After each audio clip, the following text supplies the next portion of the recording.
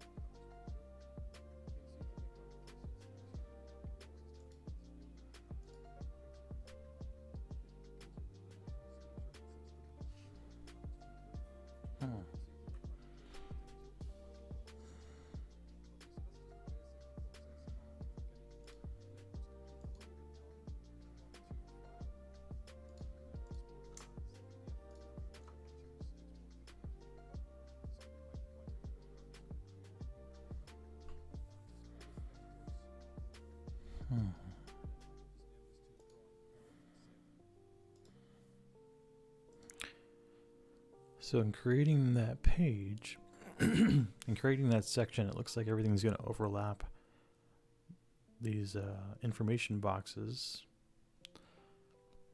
So I'm trying to see if I can find any information that would tell me about why that's happening and what I can do to prevent it. Arch view, scale, scale.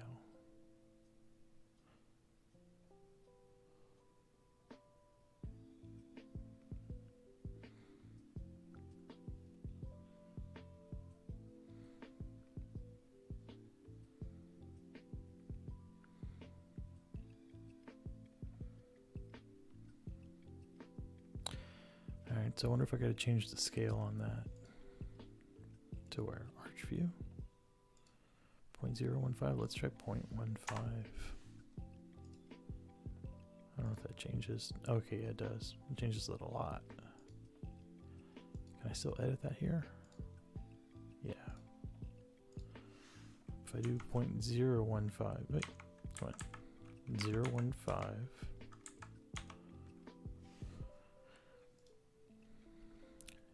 Puts it on there, but it's still too big for the that document. But I wonder if I can move it up.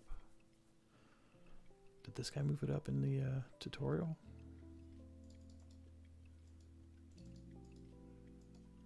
He did. Okay, how do I do that?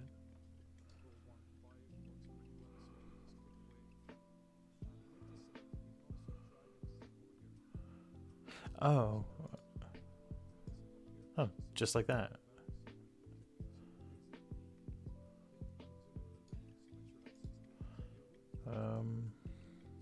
Why is it? It's messing with those numbers. If I go back and forth, there we go. That looks better. All right, so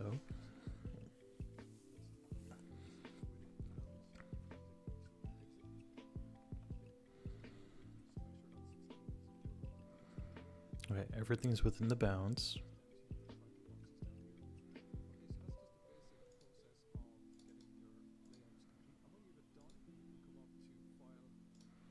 How do I change the content here? Title, subtitle, arch view.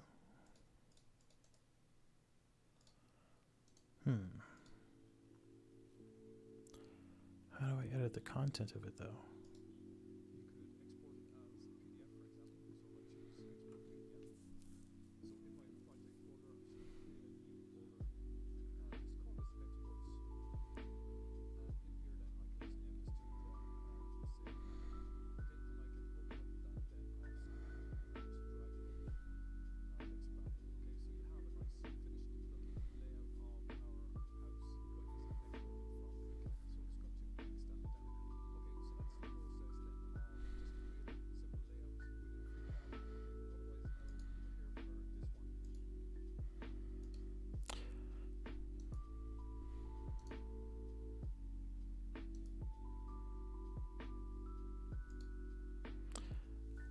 Where would that information be edited then? View, keep label, visibility. Did anybody else have that same question? Arch view.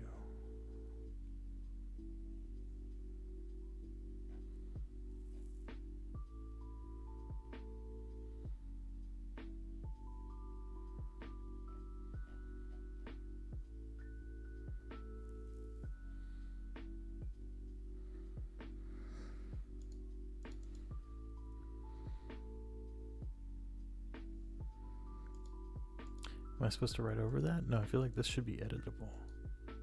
Oh, it's those highlighted letters. Okay. There we go. So this should change it. There we go. Cool. Creation date. I don't know. What's today? 12/7. We'll go with that. 12/7/2020.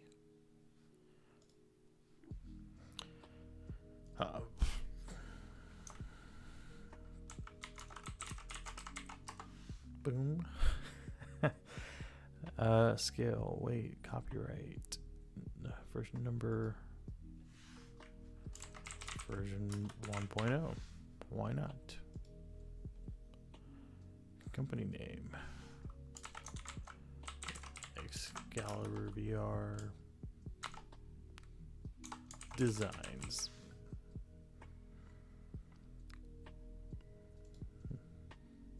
Title. What would the title be? House. Subtitle.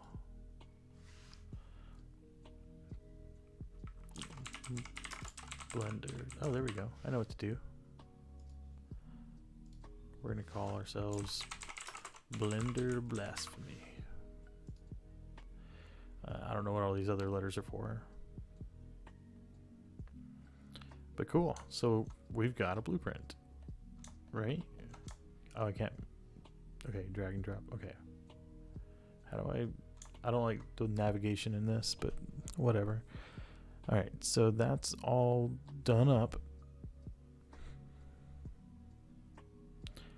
So let me go back to what this guy was talking about.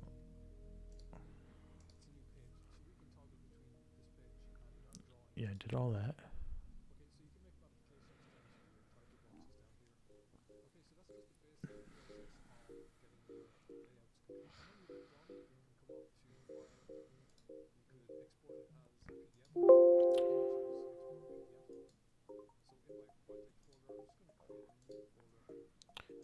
File, export. Under where? Assets. Yeah, I'll do that.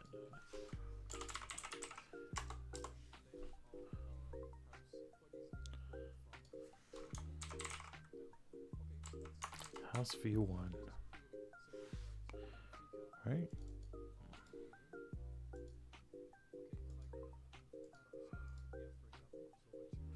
Oh, no. Export PDF. There we go.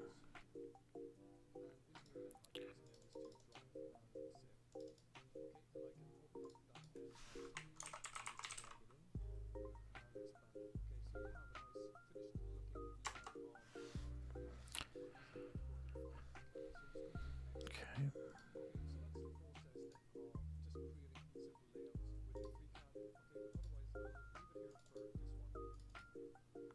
All right, so now I'm going to open up the PDF I just exported. Cool. I can see it, but you can't see because I'm only sharing the app. But now I've got a PDF with a whole blueprint that I created.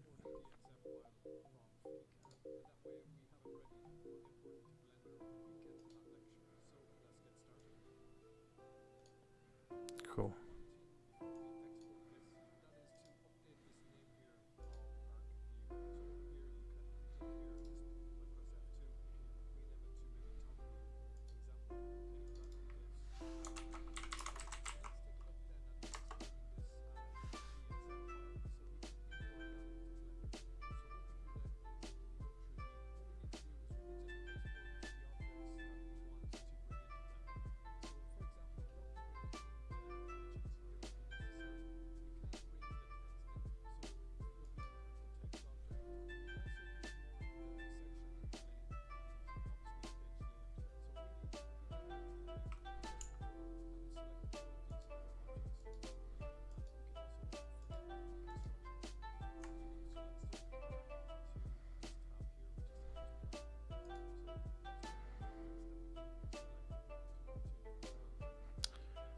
File, export.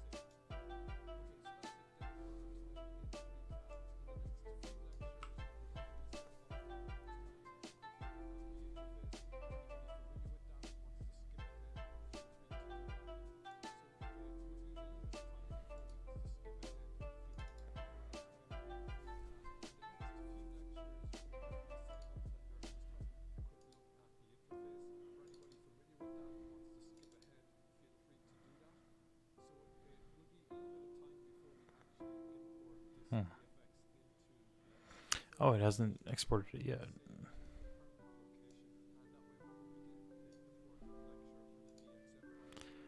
File export.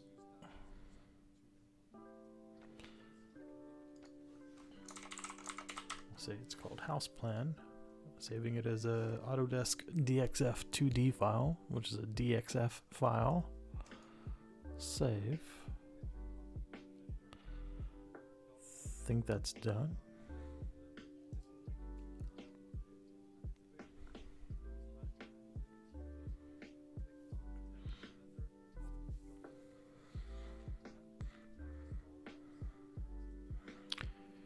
Cool. All right.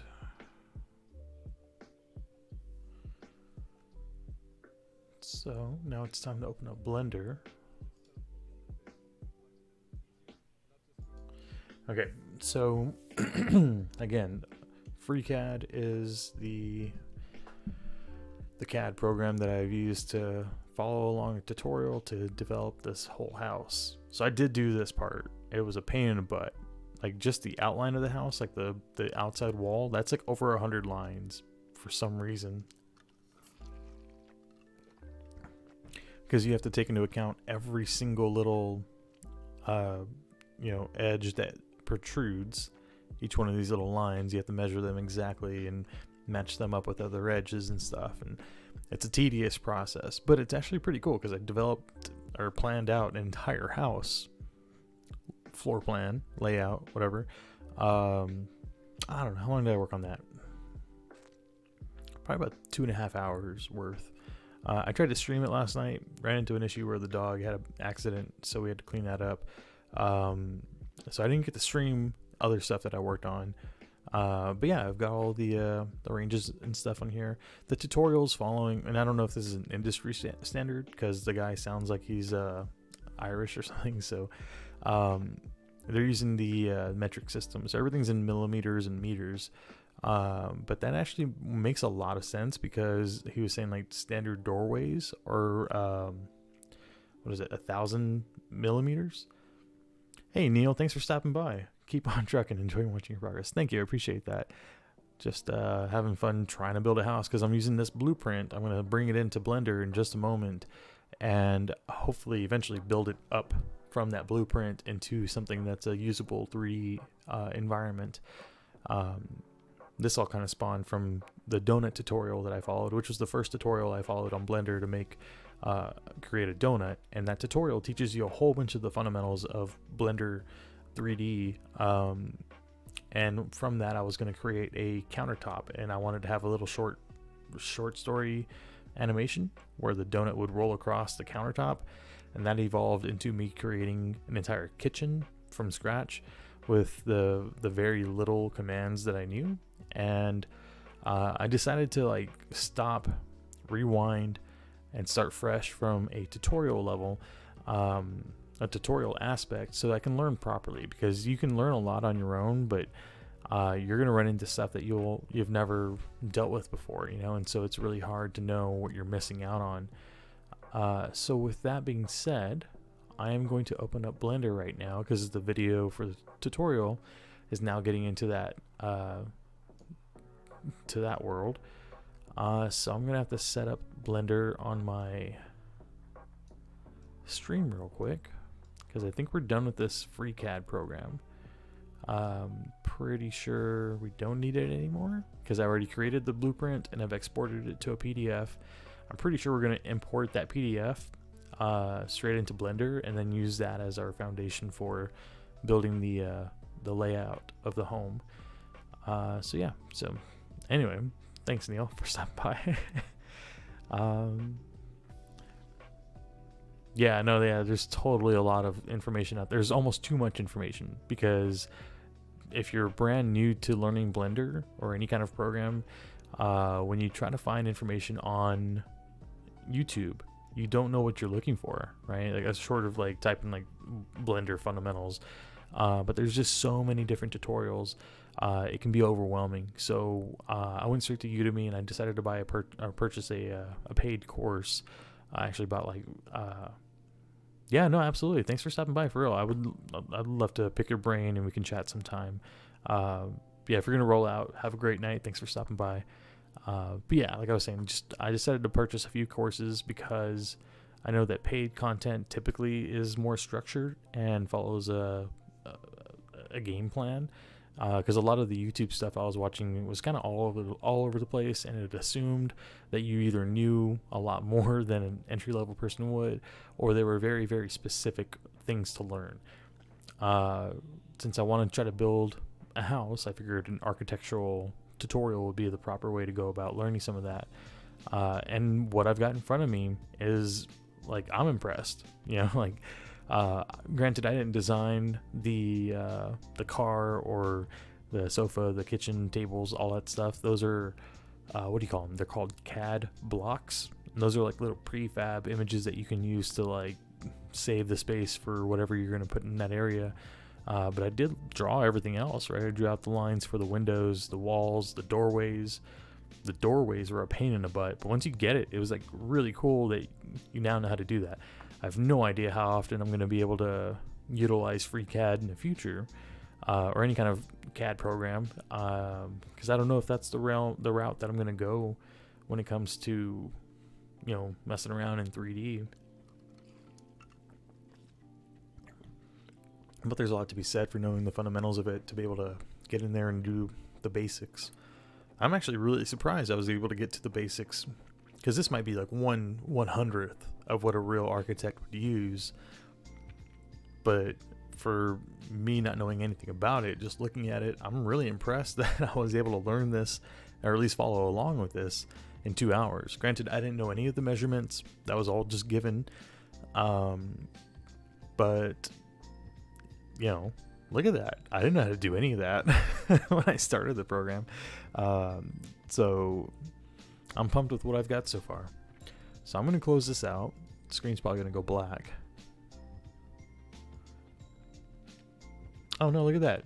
Oh, because I had, what do you call it? I have two different sources set up, one for FreeCAD and another for Blender. And so, since I had one open right behind it, let me see, I'm gonna open this up so it's kind of hard to see the screen, but I think that's about right. That's about the same dimensions that the other software was open. Oh, you're still there. Awesome.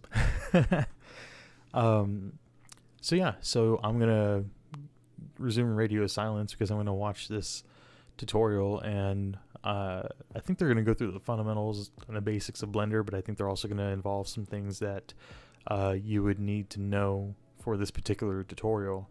So I'm just going to watch that, and so it's going to be quite a boring stream for a while, but again, Neil, thank you so much for stopping by, and again, I look forward to picking your brain and just chatting about any of this stuff. So, right on.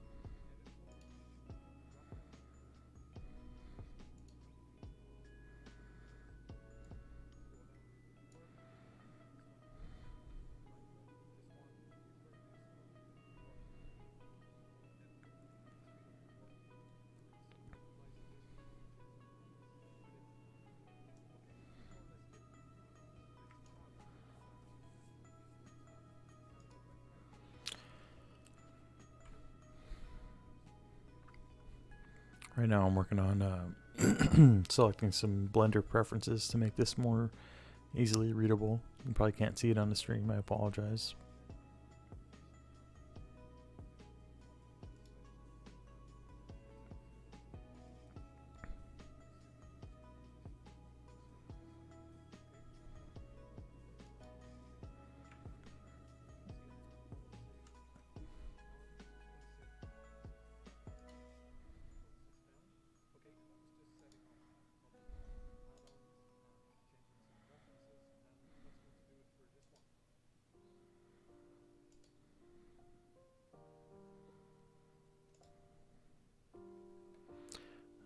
That should almost look a little bit better so you can see what I'm doing. Move it over here. Right? Yeah, cool. That's almost too big, right? Font size from 48 will go to 24. Wow, I landed exactly on that. That feels cool. Oh, there's a quiz on the tutorial. Let me take this 2-question quiz. What is the Loop Tools add-on for?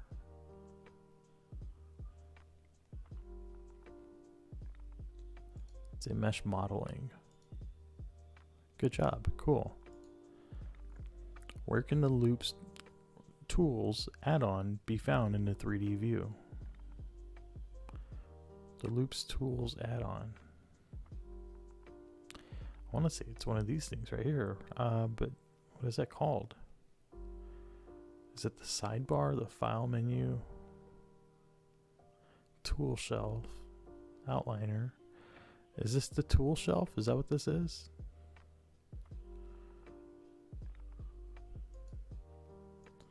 Sure. Properties editor. Sidebar. I guess this would be the sidebar, right? And then the file menu, I would imagine, would be like when I click on file, because I can go to edit and then click preferences. Tool shelf. I guess this is the tool shelf. I don't think that the Loop Tools add-on is in there. Outliner, I think this is the outliner. I don't believe that the Loop Tools add-on is in there. I also don't think it's in the properties editor. I feel like this is the tools. We'll see tool shelf. Incorrect answer. Damn it.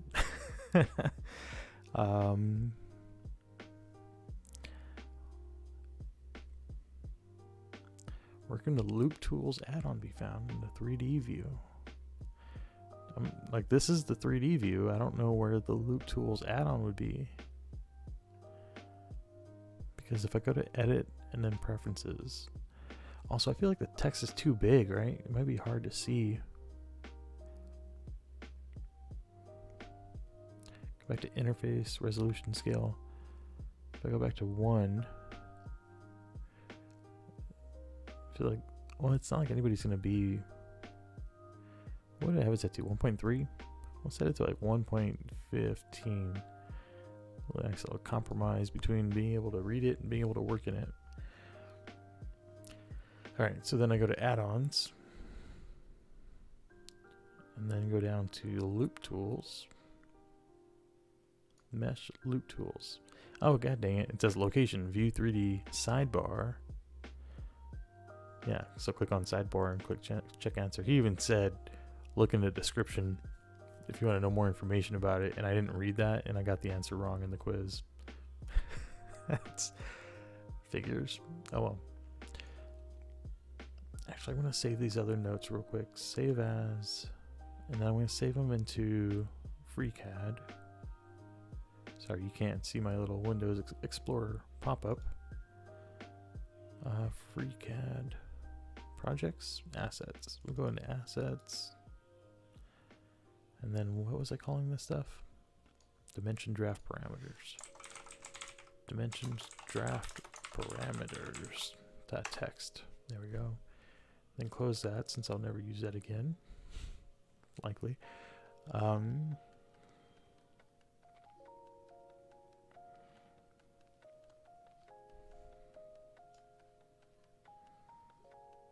That should be good. Okay, so close the preferences window. See results. Let's go ahead and retry the quiz so I can get it right. Mesh modeling, check answer, good job. Next. Sidebar, check answer, good job. See results. Got 2 out of 2 correct on the first attempt. Okay, continue. Alright, next video.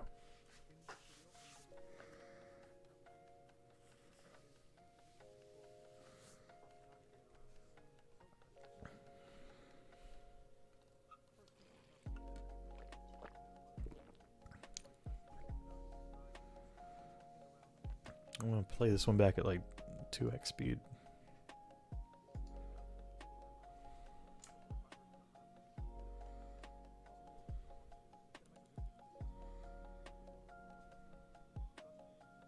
I actually did not know that.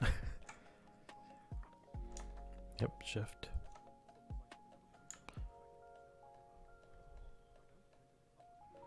Yep.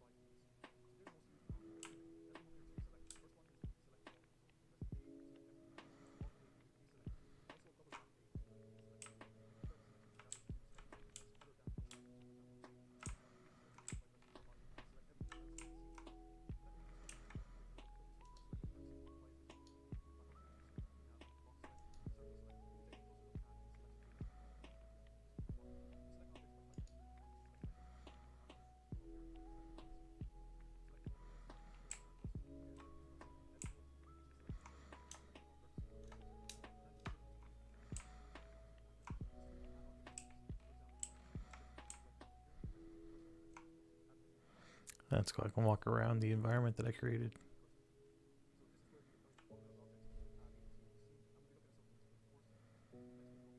How do I get out of it though? Oh, right click.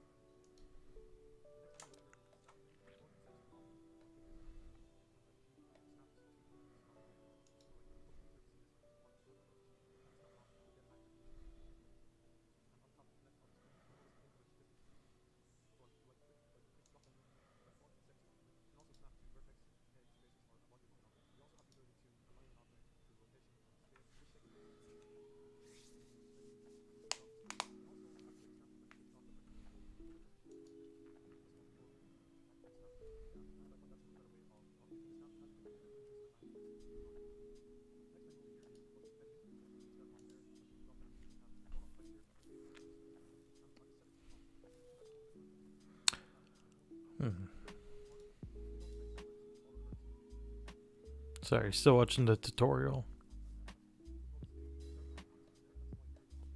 He's just going over all the ways to control and edit objects for now. Messed around with the vertices, edges, and faces.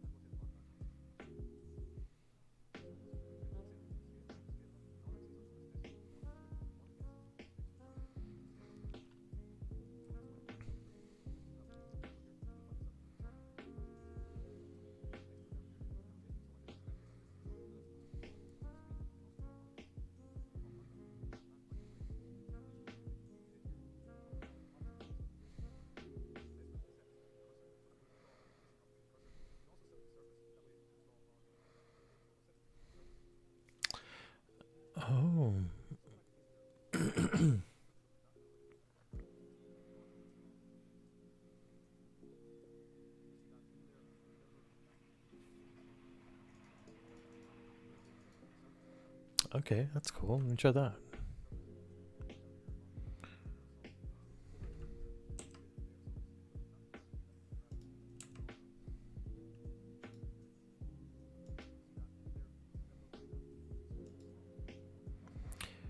No way. Pause. Okay.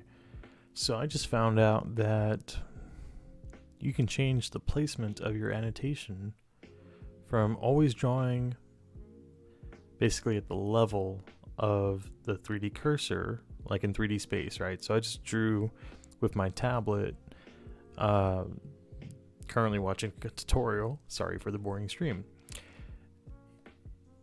And that is on the same plane as the 3D cursor, as you can see right there, right? It's like a single depth of field type of plane. That's thrown me off in the past because while like, say I'm drawing something over here and say like there's a, say there's an object right here and I think I'm drawing on the object. For example, what I was doing was when I was creating the kitchen, I was drawing out the shape of the silverware that I wanted to model because I figured, hey, if I have an outline, I can just model around that. But then when I went into edit, well, that's a bad example because it does exactly what I wanted to. Let's pretend that I created this somewhere else, right? Other than on the same plane. And depending on your perspective, it might look like you're drawing on that cube or whatever. But in actuality, it's focusing on this little dot right there, which is called the origin, the 3D origin.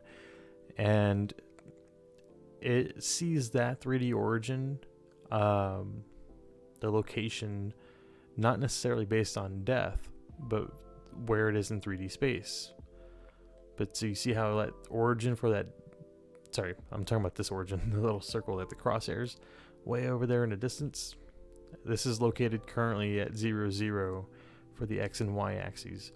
But then I drew over here, and while it might be on the same plane, it's like way off because it's not on the object I was trying to draw on. So now let's say I have this other cube, right? This massive cube.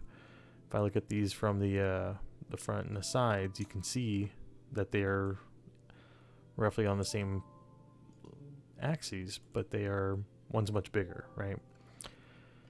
So going off of that, and I'm going to erase what I just drew with the grease pencil. Again, I'm using my tablet. So it's still drawing at the 3D cursor. But what I can do is I can move in 3D space, come up on this object. Right, we'll look at this from trying to find a straight on view. I hate when there's nothing in there because it's really hard to tell where you're looking. Okay, we'll look at this end. I want to say surface. Now it should be looking at the surface of this object, this cube. So let's try it out. So let's say we're going to do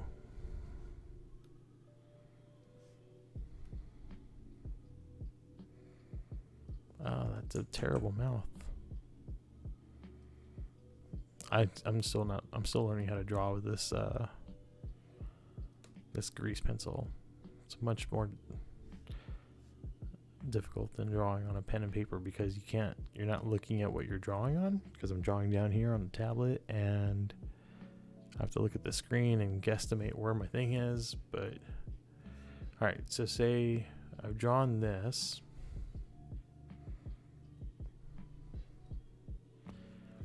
Now I want that to be on the surface of that item. Hey, you did it! Holy shit, I've learned something.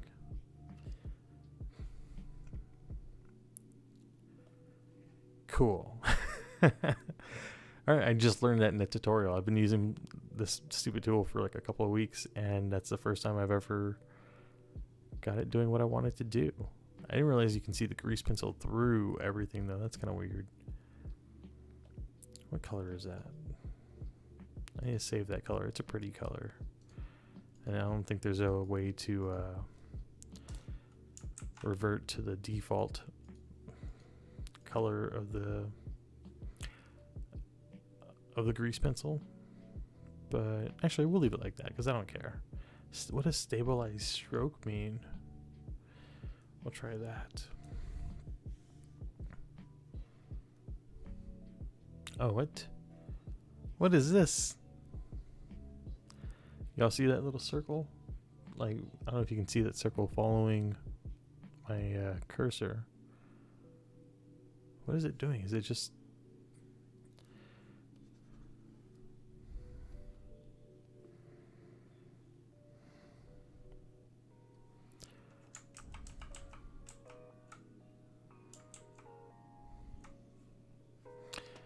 Alright, that's fine. Moving on.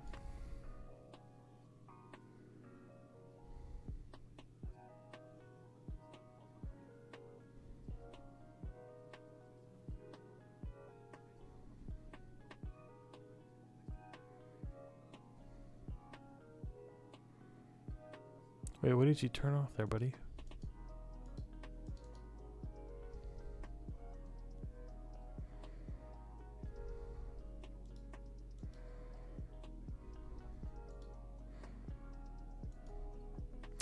Oh, you can turn them on and off.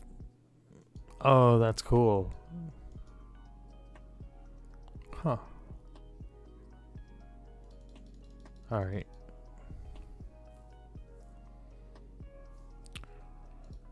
So that gives me an idea that I can turn on and off these these annotations, right? Because what if I wanted to create a new one?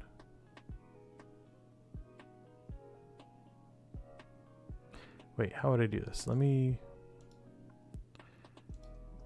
erase this, and we're gonna do... Let me focus on this guy from one side.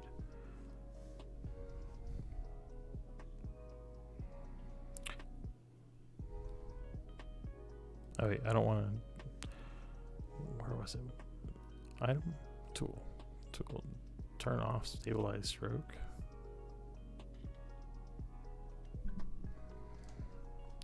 Erase this. Alright.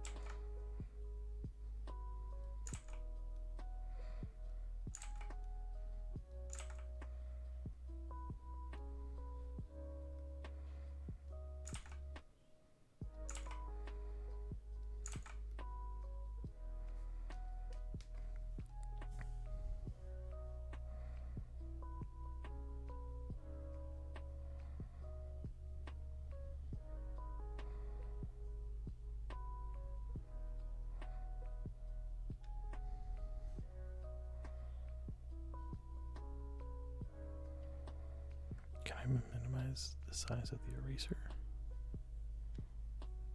Nope, not from here, huh? But I could zoom in, right? And that would make my eraser smaller. Yes, it will.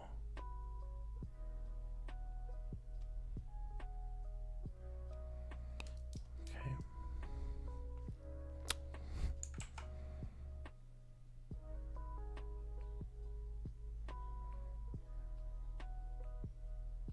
God damn, come on.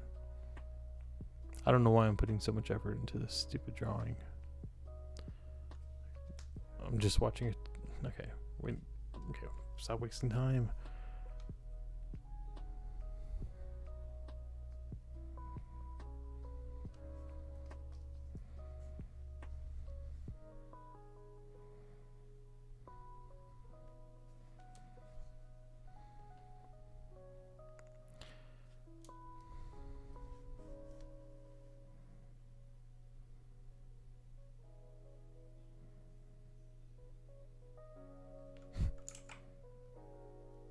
it's so hard to draw because it's like I can't tell how far away the pencil is from the tablet, and so I'm just kind of like slowly dipping towards the tablet until it connects. I mean, look at this crap over here. It's like a total mess. This is stupid. This is just a proof of concept I'm working on.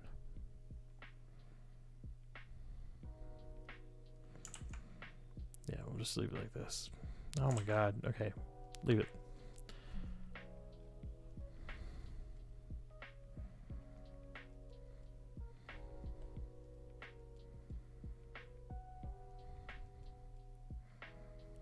Oh wait.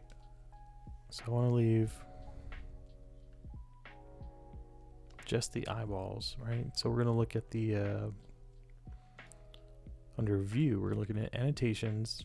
Can I edit this and name it eyes? And then we're going to add another one.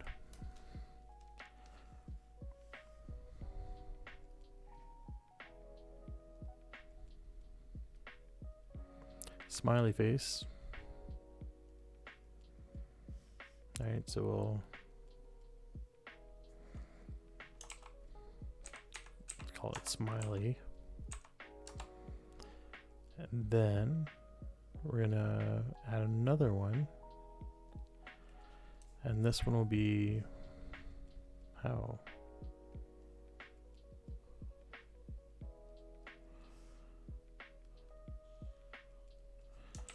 Angry. All right, super basic, right? So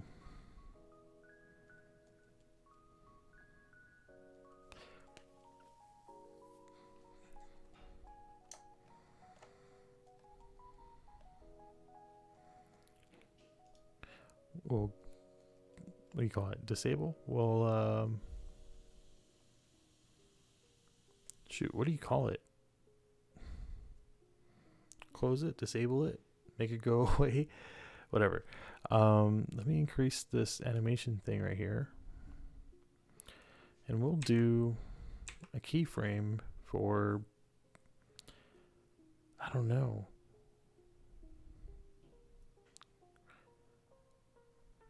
can I do everything?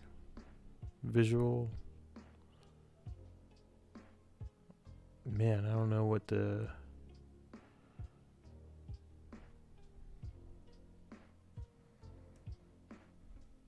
oh wait, we gotta get our camera, right? Uh-oh, gotta move that back to locked to camera to view. Right, okay.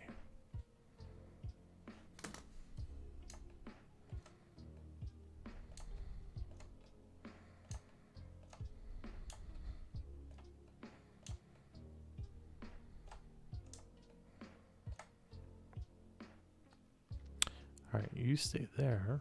Get out of camera. Go back to the move tool. Will it stay on if I... Oh, it won't. Son of a bitch. All right, well, that ruins that idea. Because I thought I was drawing on the actual object, but it's just drawing on the plane of the object so that it looks like...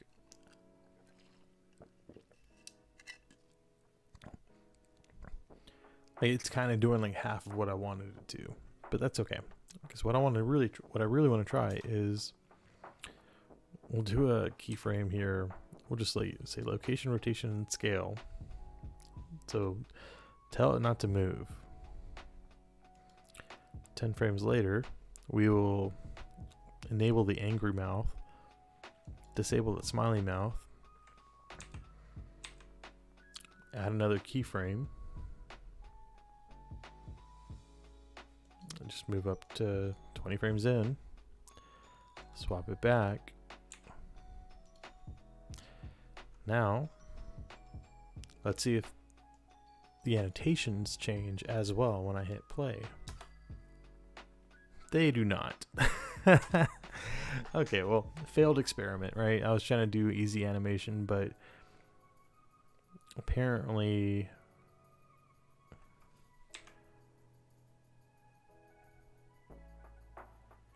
Hold on a second. I'm going to Google Blender keyframes for annotation. No, we'll say grease pencil.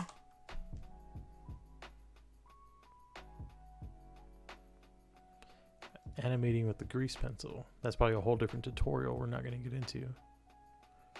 The main goal of grease pencil is to offer a 2D animation tool full immersed in a 3D environment. Oh, so it's, you could draw out the deformations of whatever you're working on.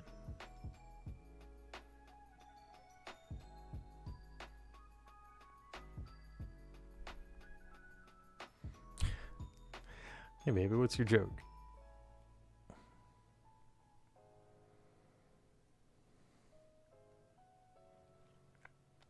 Draw one frame at a time, animating their points.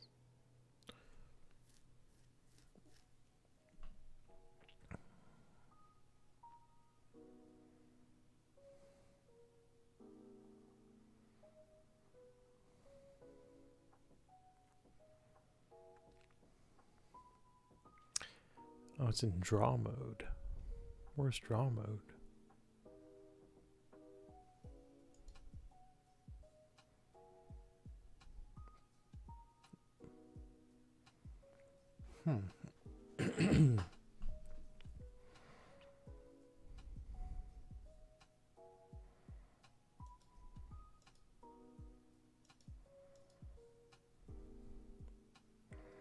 Why wouldn't the clam share its treasure?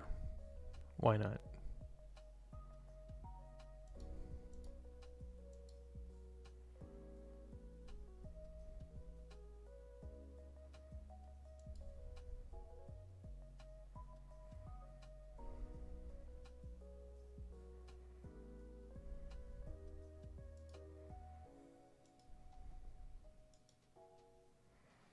Oh, because it was shellfish.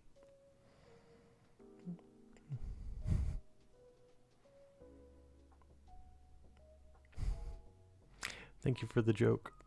I'm going to take the puppers out in a minute. Trying to find this draw mode that the internet's telling me about.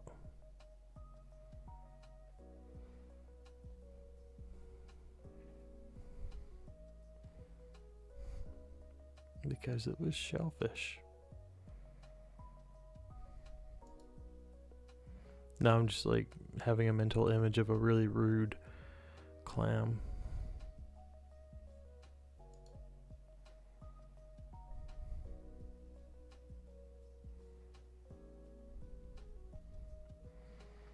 Oh rush, they're snuggled in bed.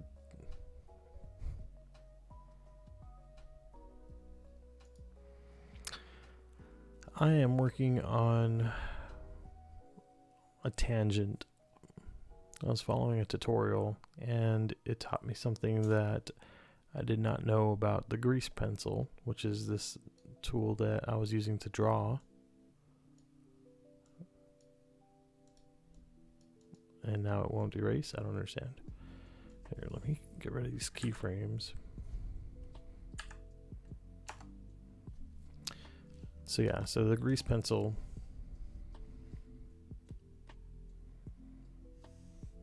Can I erase this? Why is it not giving me anything to erase? I don't get it. Yeah, I'm just playing around with stuff. Oh wait, was it because it was hidden? Maybe?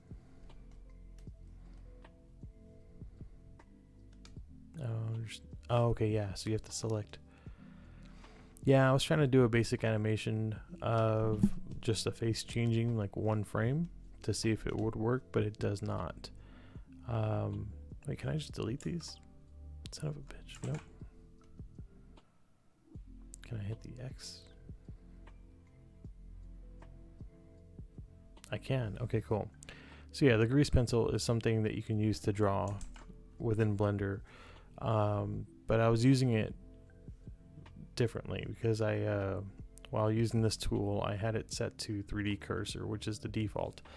This little icon way over here with the little circle, the white circle with the crosshairs, that's your 3D cursor. That's telling the software like where you want things to be done, right? So if I right click or shift right click over here, I can move the 3D cursor here. So when I add a new mesh, such as another cube, it'll go right there. If I pop it over here and do the same, I'll get one over there. So the way that Blender works, when you're looking around in 3D space, it sees that 3D cursor as the location of the plane that you're working on. So for example, if I were to select, sorry, I'm moving the wrong tool. If I were to select this tool and grab it and move it left and right, it's never going to go further away from me or come closer to me. It's only going to move left and right as if this plane, from my perspective, is like a flat depth of field, so to speak. Now, if I were to use the grease pencil and draw on it, right? Say if I wanted to write, oh man, I can barely read that because of that color. Top, if I wanted to say this is the right side, and we'll say, let's draw a big L for left side. So it looks like I'm drawing on this object in 3D space, but because it's basing the plane of which I'm drawing on based off of this 3D cursor, which as you can tell is way back here, right? So the plane that I'm working on, if you want to imagine like a big, depth of field, a big square, the plane is located back there. And so why that's a problem is because if I was making a design on this object that I wanted to cut out, for example, like one thing I was doing in a previous project was when I was making the silverware for the kitchen I was working on, I was trying to draw, we'll see if we'll just say I was trying to draw a knife, right? And we'll say that was a knife that I wanted to go into 3D edit mode on this cube, and I would basically like chop it down to make this knife. But then I realized that as soon as I tried to get into working with that object, everything was off. Hey Kiki, what's going on, girl? I'm explaining to Jazzy right now about the grease pencil and the Blender 3D software I'm working on. So as you can see from this perspective, everything looks right. Like I was drawing my design of a knife right here to cut out of this cube. But when I went in closer, I was like, why is it so far away? And it was much more pronounced when I was experiencing the issue because my 3D cursor was like 30 feet below what I was working on, right? Because I was drawing on the ground, at the level of the countertop, but the 3D cursor was on the ground because I was putting something there. So everything was way far off and I had no idea why. And so I had to like look at something either dead on, like from one of these preset camera angles, because from here I have like left, right, top, and I can focus on that object. And I'd have to like put the 3D cursor right on the object. Here, let's do it better by doing this. Drop the 3D cursor, and then when I draw now, we'll say this is a target, terrible target. If I move, see now it's kind of like, it's actually on that because I put the 3D cursor on that object. But that's not a foolproof method, because if I wanted to work on something also from the side, and then say I wanted to do object over here, because my 3D cursor is further back, now that X or whatever design I would put is right in the center. So it's doing what it's told, right? It's staying in line with that 3D cursor, right? But it is not what I needed, because I was trying to draw over here on this side of on this face. I'm gonna erase all this stuff real quick because it's just gonna get messy, or it's already messy. But anyway, so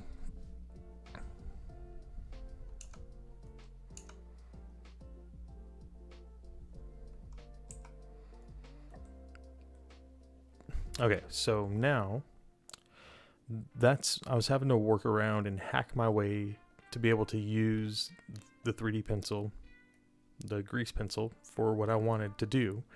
But then in this tutorial I was watching, he said that you could also change, if you're using your grease pencil, go into, is it tool? No, yeah, annotate, which is what you're annotating with a grease pencil.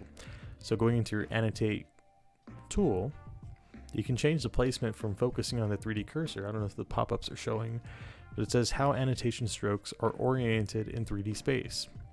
3D cursor, draw a stroke at 3D cursor location. If I change it to surface, it says stick stroke to surfaces. So now if I select this object, the big cube, and I go into my grease pencil, what is the shortcut for that?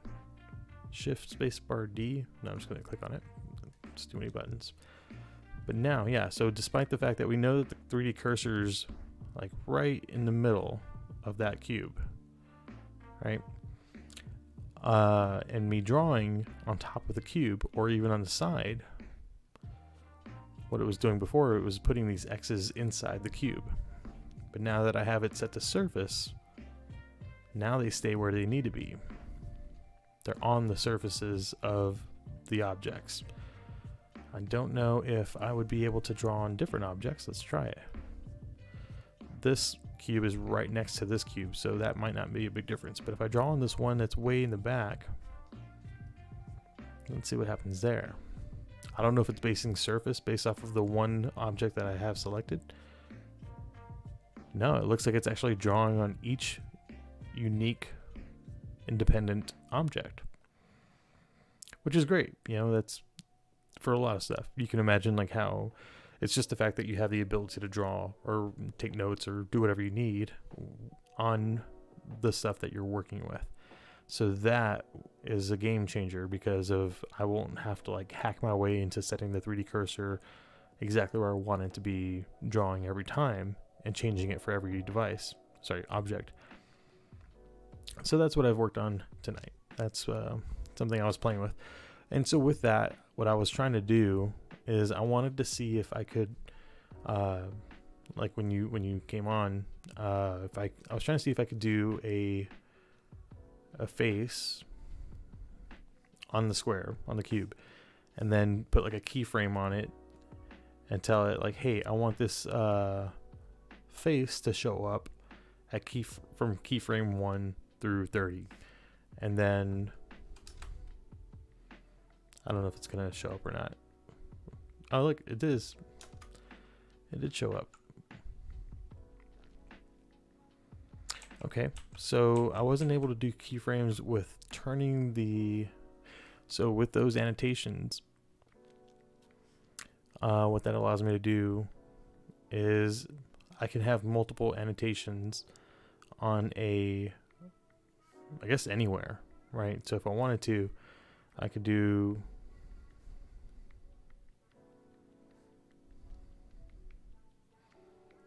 this is all one note, right? So it's titled, where's my camera? Like one note right here. And so I can also make it invisible or turn it off, right? See how it shows up on screen and off screen? And I was hoping that my keyframes would be able to say like, hey, from keyframe 1 through 10, have that on. Then from 11 through 20, turn it off. And maybe make it look like that thing is blinking. That doesn't look like it's possible yet from what the very, very small experiment I've done. What is onion skin?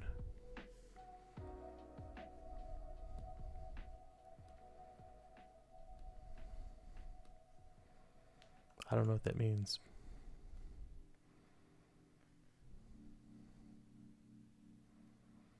before and after.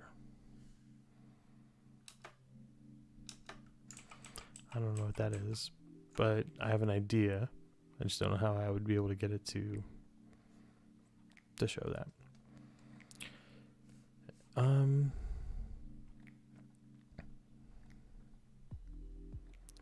So my concern is that if I can't tell it when and when not to look at the annotation, it's starting off at like frame 80. But what happens if I do? Oh, what?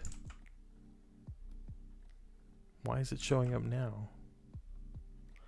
See, it's that kind of stuff that I have no idea.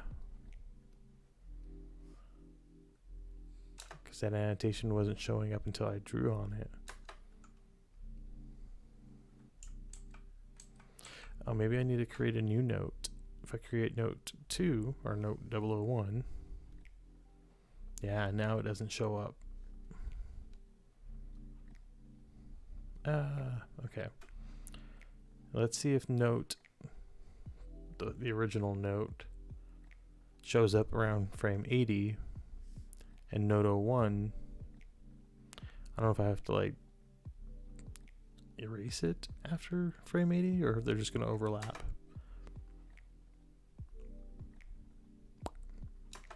Alright, so that does show up. But how do I get it to go away?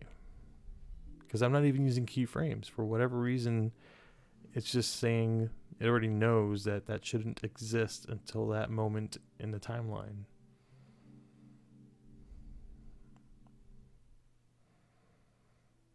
Why? Where would that information be held? Anyway, okay, what happens if I erase them now? Which oh yeah, because it's different. Okay. They are different notes, and so I can only erase whichever one is currently selected. Alright. Would that matter? No, yeah, because it's deleted forever now. So at 80, that pops up. But if I delete this at frame 123, oh, I'm not going to select note I want to get rid of.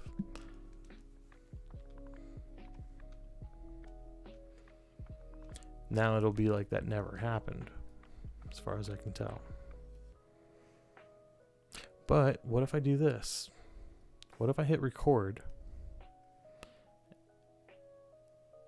and play, and I draw throughout the timeline, and then I hit pause, stop recording, Shift A or Shift arrow to go back. No, it just shows up in its entirety. Oh wait, did you see how it changed color? Oh, but that's not. I don't know what these buttons are. I don't know what these onion skin settings do. Why does it take forever to show up? Like it doesn't show up until frame 30. And then it goes away after 80.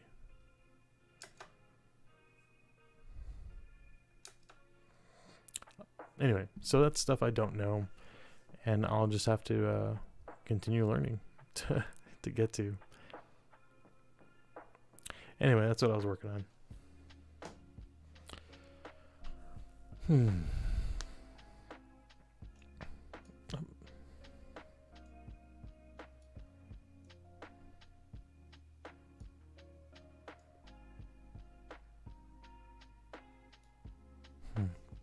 Thanks, babe. It is slow going.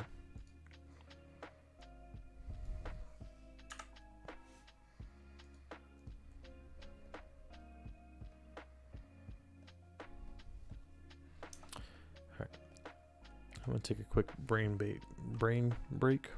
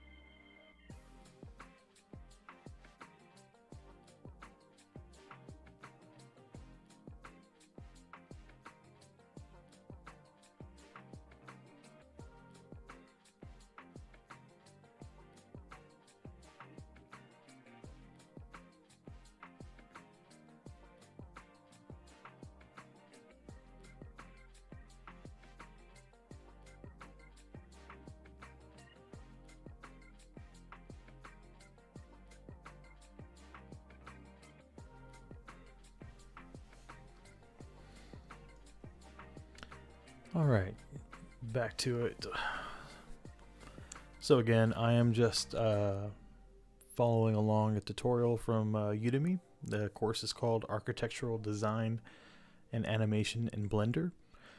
I got the course for like $10 or so on Udemy on one of their many sales, and I've been messing around in Blender for about a month or so, maybe a month and a half, and I did the donut tutorial, and then I kind of jumped straight from there into designing a countertop for to make a short animation with it, and then that countertop evolved into an entire kitchen.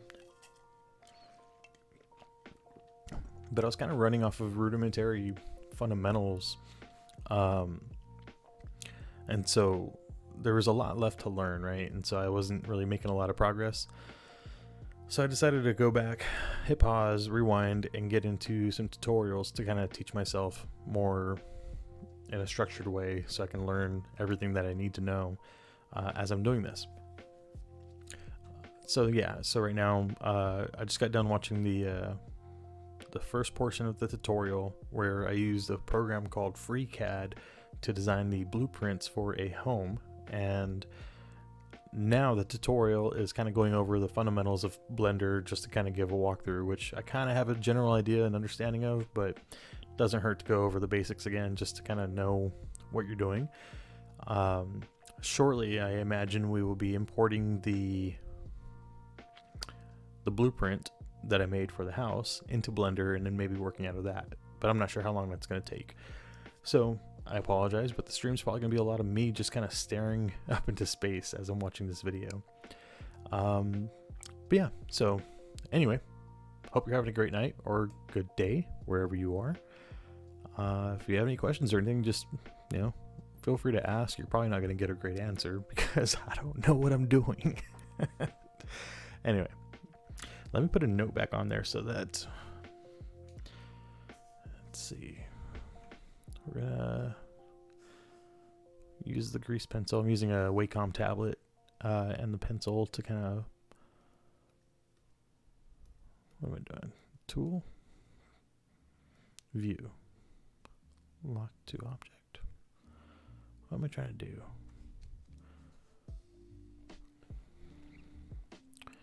Where's the dumb thingamabobber? Annotate eraser workspace? No. No. I'm already lost.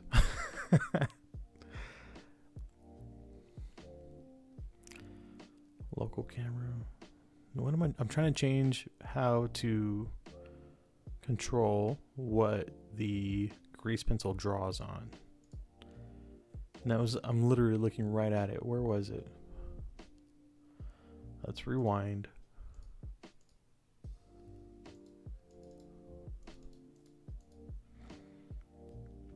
Active tool. And then click on tool. And then under annotate. Oh, it's because I'm oh, duh, I'm stupid because I'm using the eraser. There we go. Now that I select the actual pen or pencil, now I can get this little section right here. This again is the coolest thing in the world because I've always used the grease pencil all 2, 3, or 4 times with 3D cursor selected. So it would only draw on the plane of which the 3D cursor was at. But if I change the surface, I can actually draw on the surface of an object. That's the latest thing I've learned, and that's cool. That's super useful. If you want to like draw out a design of what you want to model, then you can do that. I just learned that. So, give or take, tonight we learned something useful. But let me go ahead and put in here that I'm working on a tutorial so anybody who stops in doesn't get bored out of their mind immediately thinking I'm just crazy.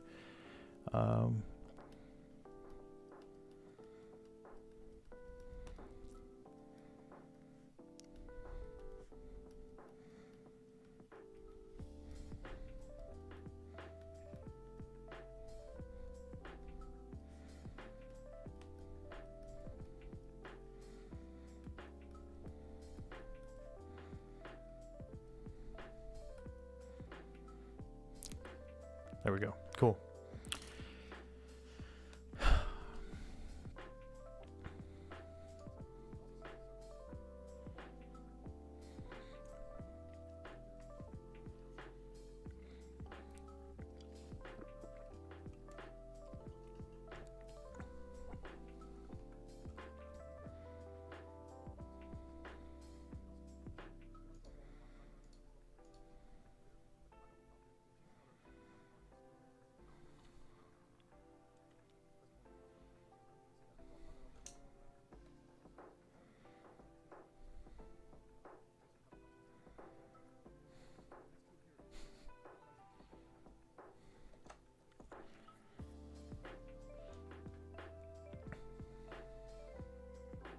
Oh, what? Rewind. Hold on. Let's try that out.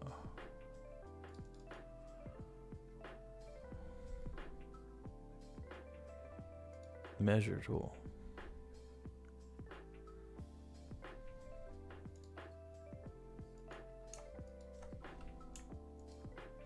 Oh, hold control, click on your corners.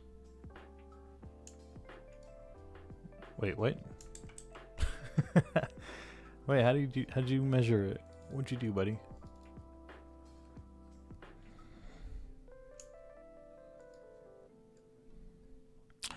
Oh, hold it down. Okay.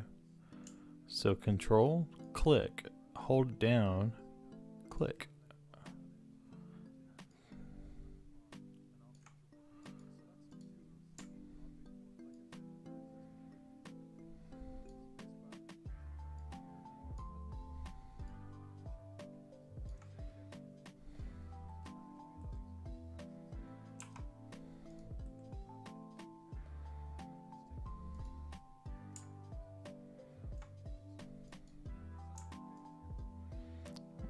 Can you not like... There you go. Okay. So that's how you measure.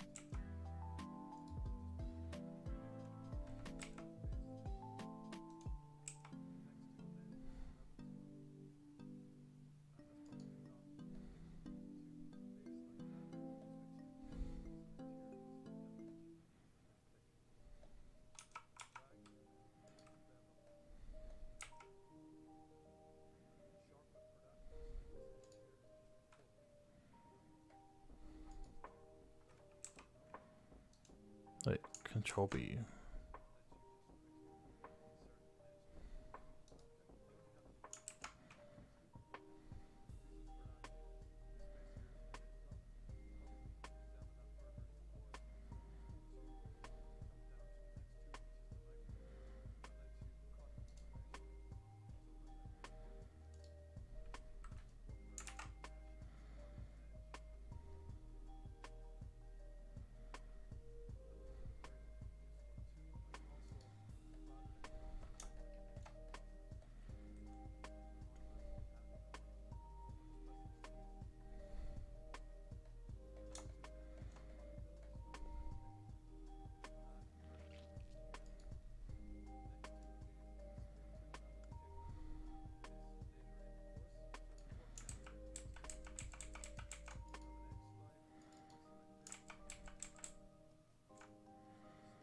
Wait, what? How do I...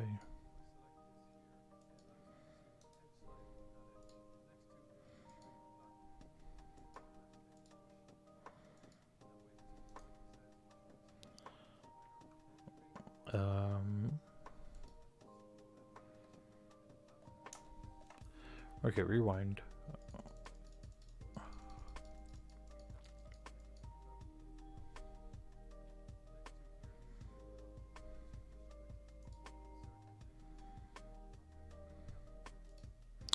So if I want to bevel that,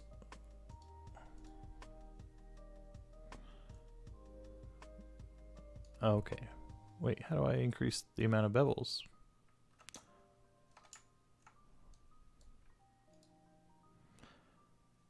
Wait, how did you bevel it so much though?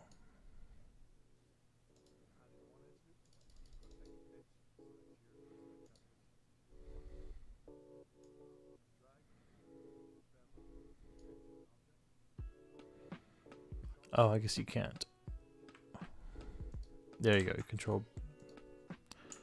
Control B, and then you can scroll it up. Okay.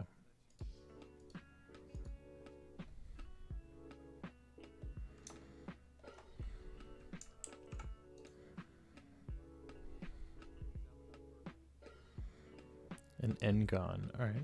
Play around with that later.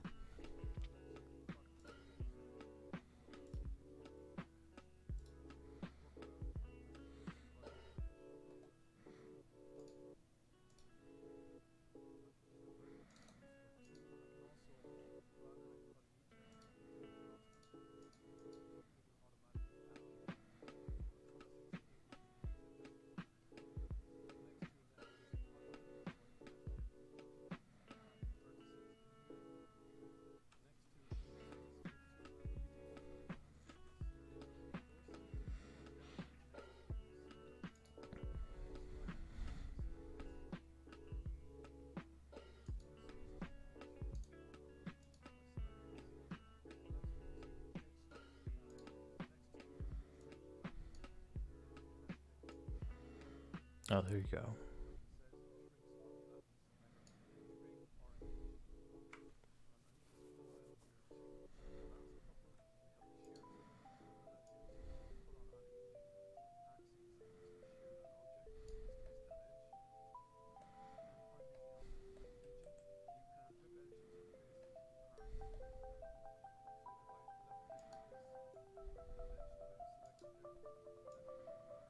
Ooh, that's cool.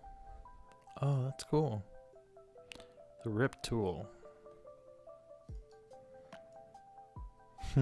That's cool.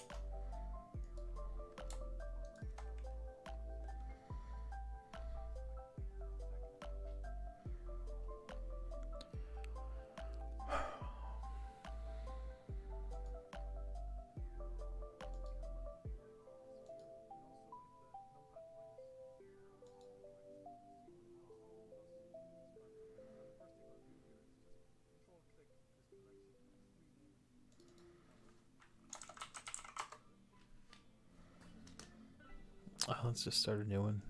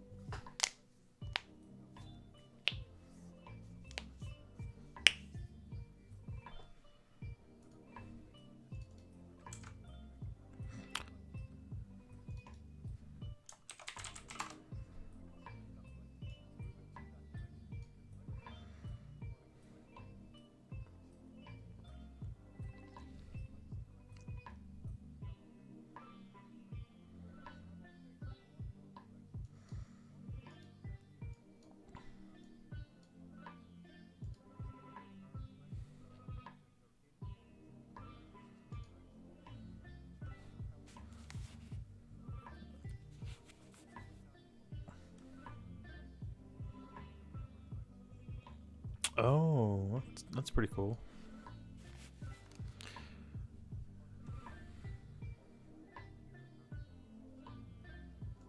Okay, so you can move it into 2 different collections at a time. I didn't know that. Alright, so we'll select the light. Why is the sphere selected? Light. There we go. Okay, so light selected. My head's probably going to be in the way for this. But then right behind me,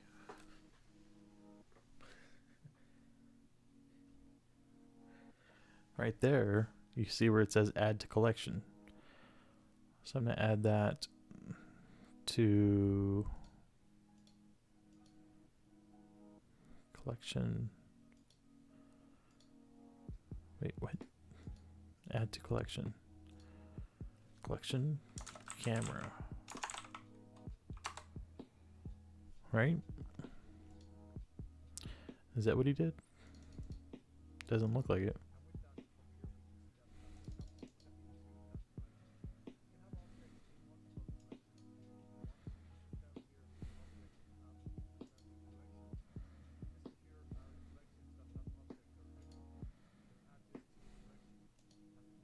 Oh, okay, you gotta select that. You can't type it in. Oh wait. No, not, it's called camera 001.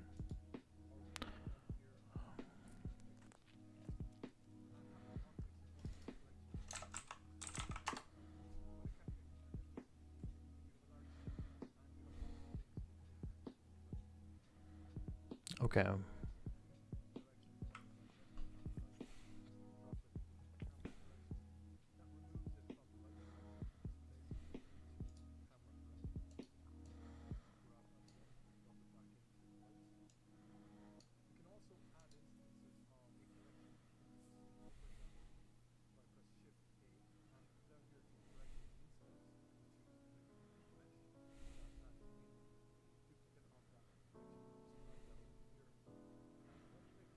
Wait, what is this guy doing?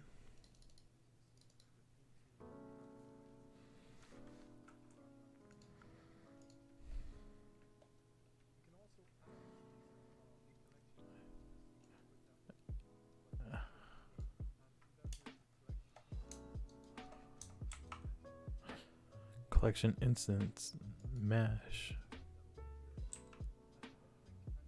Huh.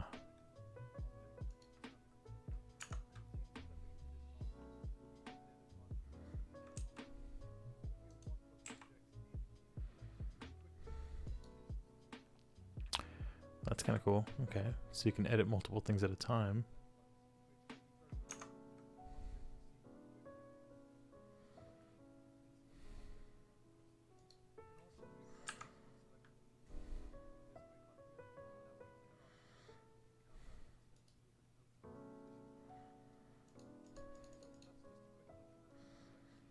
Alright, so disable access in the camera with this little icon. Cool. Okay. An introduction to the 3D cursor and multiple use cases. That's good. This is boring stuff, but I need to learn it.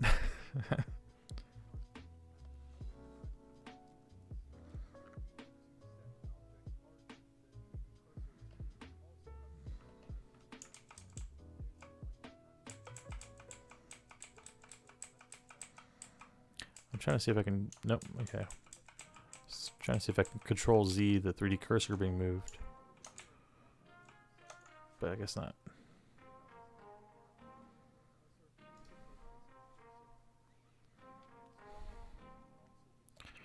All right.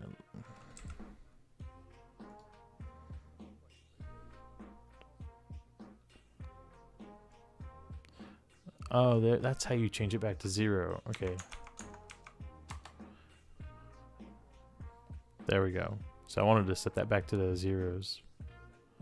Right there.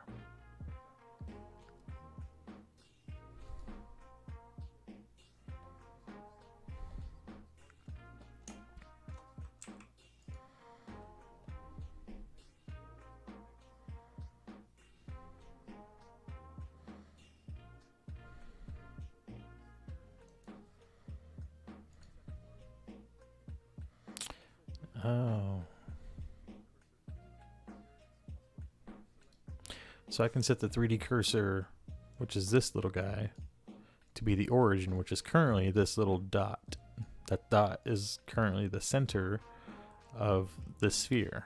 It's always going to be in the middle of it, which is typically what you would want. But if I wanted to focus it around the 3D cursor, select, what was it? Set origin, origin to 3D cursor.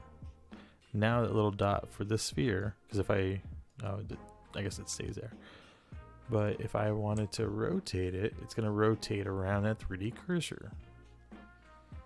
Cool. If I spin, no, not spin. If I scale, it's going to be, I guess, in relation to the 3D cursor. What else gotta do? Spin, rotate, or scale, rotate. Yeah, I guess that's only gonna,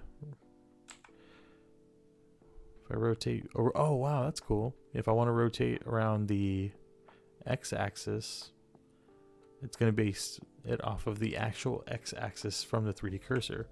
If I want to rotate it around the y-axis, to come around like that. If I want to rotate it around the z-axis, it's going to spin around in a circle. It's going to orbit just like that. Cool. All right, but if I want to go back, set origin to geometry. Yeah, so the geometry of that, the origin of the actual object. All right, moving on.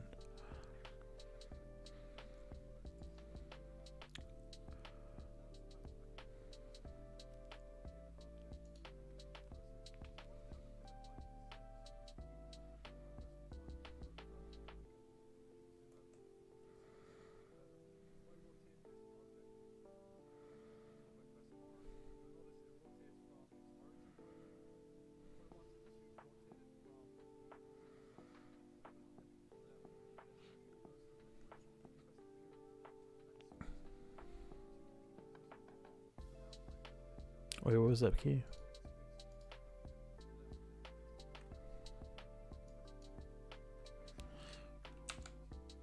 Oh, okay, you can change the...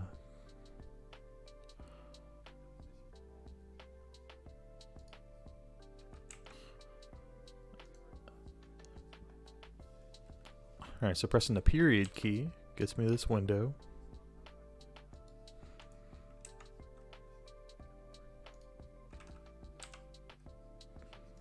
The median point, what's that?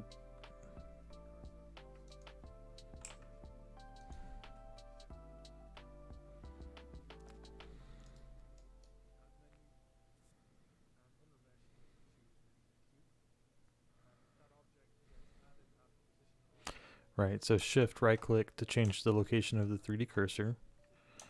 So then whenever you add a new object,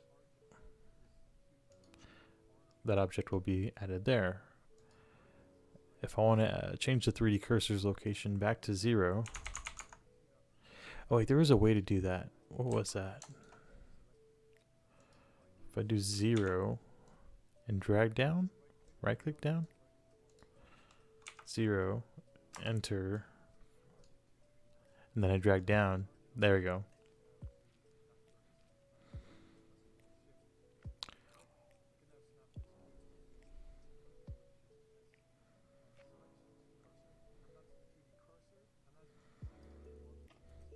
Cool. All right, so we just went over the 3D cursor. Cool. All right. Yeah, that was a whole video on the 3D cursor, which I think most Blender users know about and how to use. I'm a stinking noob, so I don't know anything. All right, all right. So we got a quiz. Let me see if I can answer the questions on this quiz on the tutorial. What key will open and close the tool shelf? The tool shelf, right here, left side, right? That's gonna be a T. Check answer. Good job. Nice. All right. What is the 3D cursor used for? A rotation point, setting an origin point, snapping, transform pivot point. I'm gonna say all of the above. Good job. Sweet. 100. We got both questions right. We're natural at this. All right, so next video is called, what is this video called? We're going over snapping.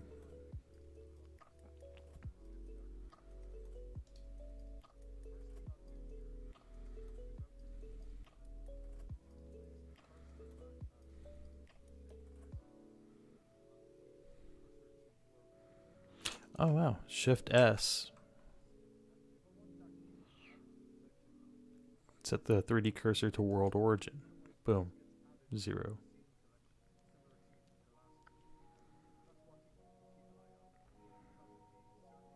Oh wait. Oh, okay. So if you have a selection, sorry, a collection selected, when you add a new object, it'll be added into there. That's been screwing me up a lot. I didn't realize I had to deselect the collections.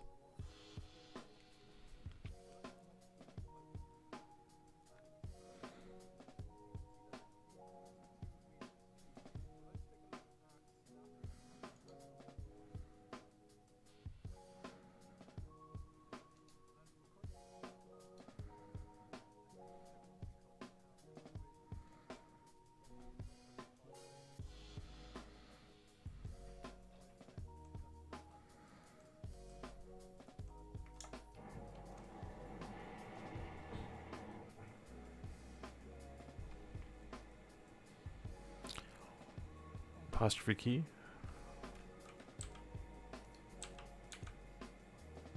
Apostrophe key. Oh yeah, well, that's not the apostrophe, that's the tilde key, but whatever.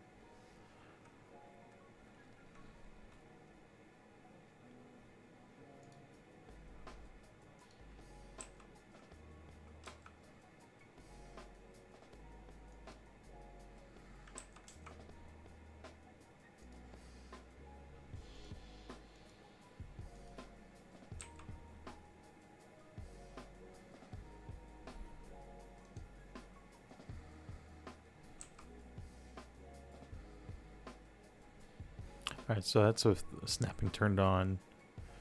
It moves a meter at a, is it a meter at a time? Oh, okay, so if you zoom out, it's going to snap a lot faster. Okay.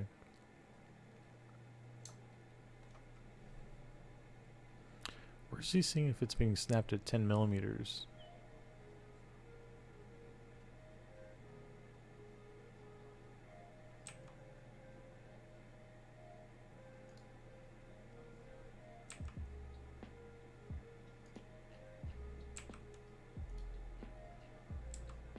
Hmm.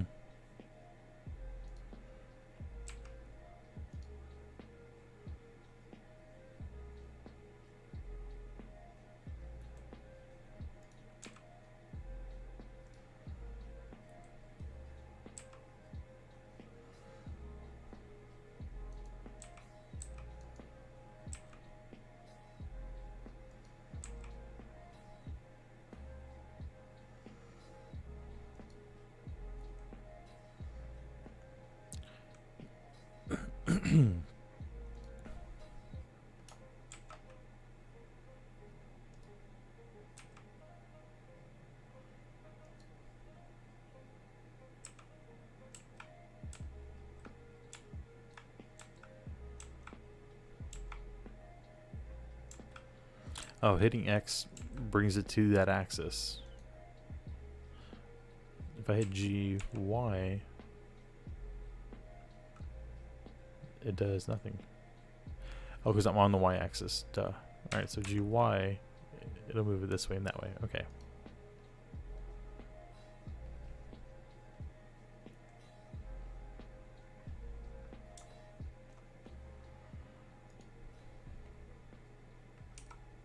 Whoa. Edit. Vertex. What did he do? How did he get that face all deformed?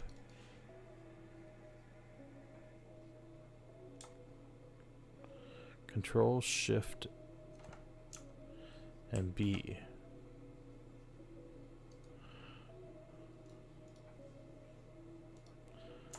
Control, Shift, B. Okay. Wait, can I just do Control B?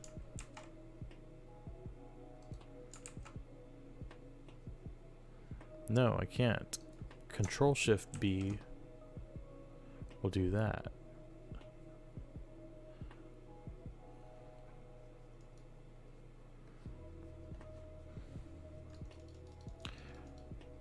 All right.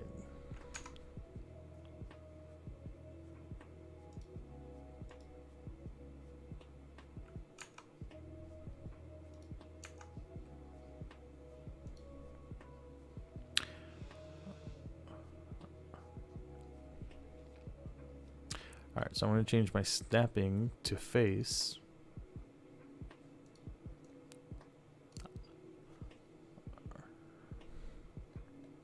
All right, so let's see if I grab it.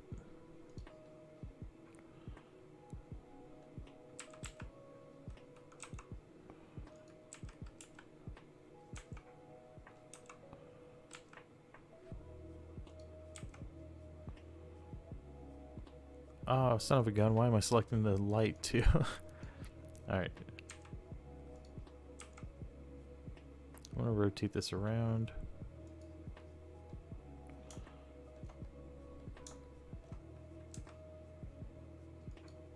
Why isn't it snapping to the face?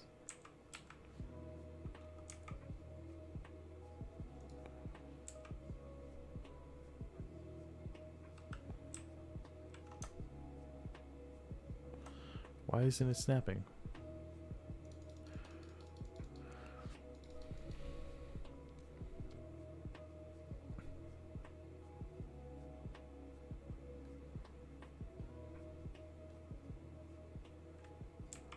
Oh, you gotta hold control. That's not true.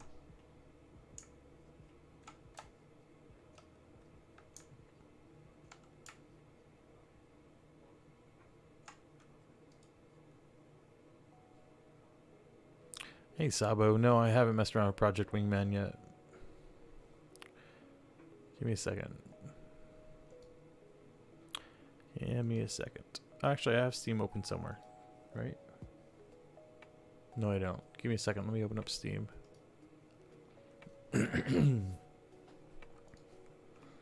Project Wingman.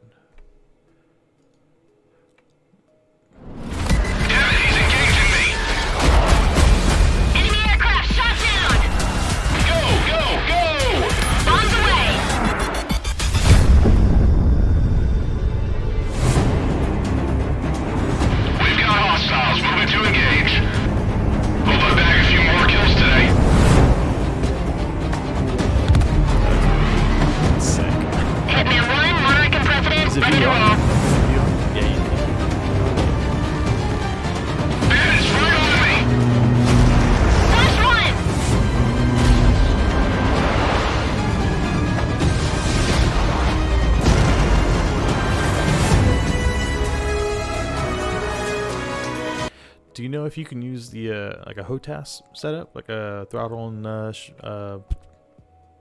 stick? I'm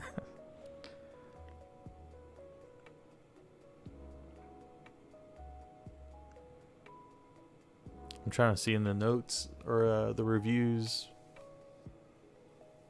if anybody's mentioning HOTAS.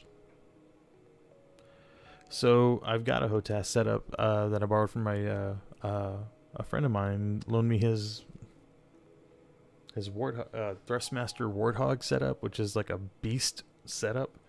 Let me see if I can show that. Well, I'm sure you already know what it looks like, but oh my god, it's heavy. Boom! Right, this sucker is a beast. Just the throttle alone is like such a can of whoop ass. Oh my god. And the joystick's over here. So he loaned it to me for, oh man, he probably loaned it to me a few months ago. He wants it back, which I'm totally cool with because it was awesome of him just to loan. This thing is expensive as shit, right? Like I'm like spoiled because I've never used a joystick and throttle before, and this thing is just like top notch, top tier, gold standard of HOTAS rigs. I think he had like an operation at the time that he that I asked him about it. What was I asking him about it for? God, I can't even remember what game it was. Oh, EVE Online or EVE what is it? Elite Dangerous. And I'd never played the game. That was one of the very first VR games that I bought, but I never played it because like flying games weren't my thing. I'd never done one before. I didn't really care. I was like, flying sims or whatever. I also didn't even do racing games. Just never really got into them. So he loaned me the HOTAS rig as well as some pedals and a thing called a Vortex, which is like this desktop blast of heat thing. It just shoots hot air at your face. So he's got a massive rig, right? He's got everything. He's got an actual like Cessna control panel that he uses when he flies his games. I didn't use the other thing because I ran out of power ports at my desk. I've got like 3 extension cable setup things for everything I have plugged in. And I was like, well, I don't know if this hot air thing is much like a space heater and if it's just going to like blow my entire system out. So I've never used it. But also like so I told him I was getting into Elite Dangerous. I wanted to try it out, and I was asking him, I was like, hey, do you have an old HOTAS rig that you'd be willing to sell me? Because I know this guy, like, he was a huge flight sim guy. Like, he loves flying. And he was like, I'll tell you what, I can't use my Warthog setup, so I'm going to loan it to you. Just, promise to give it back whenever when I ask for it. And I was like, yeah, of course. Didn't know what I was getting. And then he, like, gave me the box, and I was like, this thing's 25 pounds. What the hell's in here? And it's just a fucking beast, dude. It's so badass.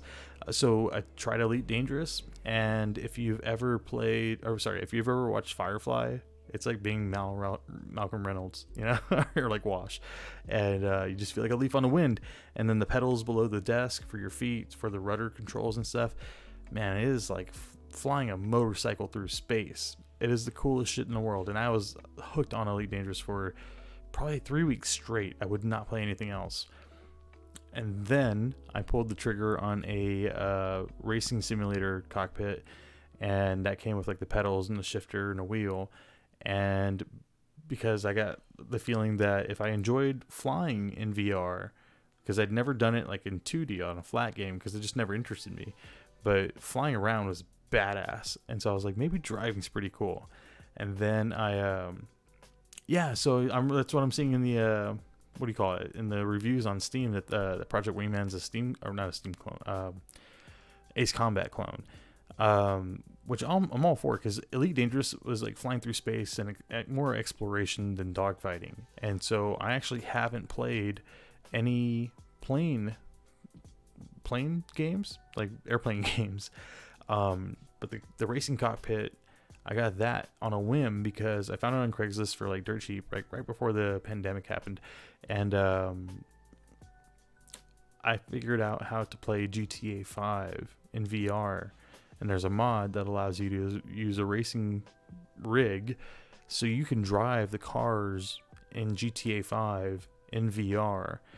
And if you know VR at all, most games are very boring looking. Like, they have to be, just due to the sheer horsepower that a video card needs to have to be able to push the same image twice to any kind of display. And you have to run it at a 90 hertz refresh rate so that you don't get like into Puke City as soon as you put the headset on. Somebody hacked a mod to get GTA 5 into VR.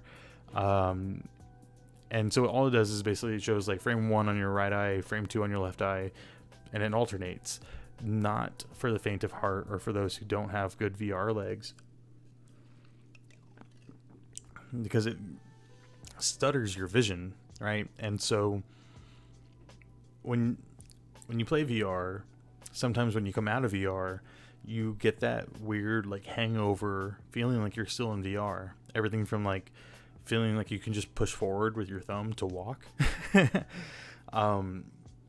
So after playing GTA 5 for hours, I would take the headset off, and my real life eyeballs would be seeing things like in alternating frames. It felt like my brain was just going nuts. It wasn't motion sickness. I didn't feel sick. It just felt like my eyes were catching up to real life. But anyway, that's all neither here nor there. Yes. So I've got to get the HOTAS rig back to him. probably in the next 3 to 4 weeks or so. So I'll probably get like 1 or 2 more games just to try them out, just to see what it's all about. So yeah, I'll definitely have to check that out. Like this game looks pretty badass. I bought a few different flying games, but Elite Dangerous was really soaking my time up because it's a time suck. You know, you don't accomplish anything in that game without grinding, but it just felt like you're a space cowboy. You know, just flying around, landing on asteroids and moons and base stations and stuff. That was cool, but I think it'd be a lot of fun to get into a dogfight. So this is multiplayer, right? Oh, it's single player. Is it a single player game and you play it in VR? I don't care. I didn't know if like you'd be able to talk smack to other players while you're flying around, which would be pretty cool. Okay.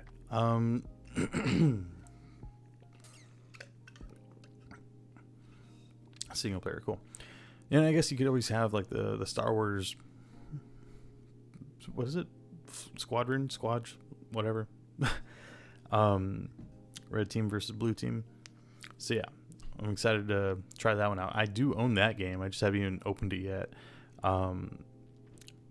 So all my VR stuff took a hiatus because I've been working on Blender, trying to look into so the end goal for me initially in getting into learning how to use Blender was to eventually make like a cyberpunk city that I could walk around in VR, because I know like Cyberpunk 2077 is not going to be VR friendly because it's such a high-end game.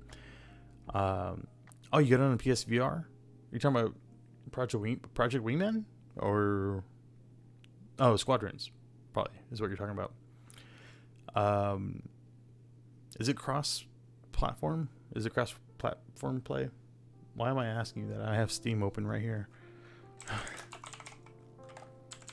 Squadrons.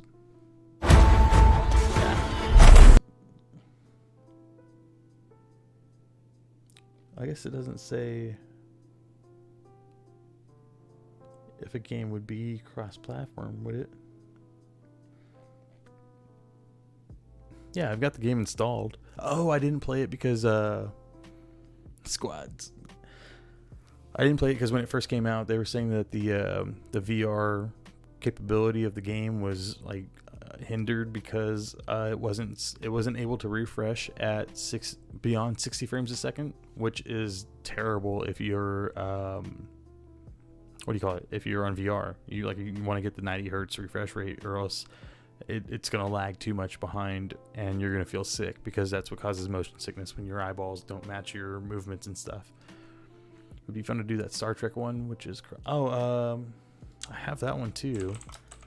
It's a dead game though, man. Like if you're talking about the same one, if you're talking about Bridge Crew, oh, there's a DLC.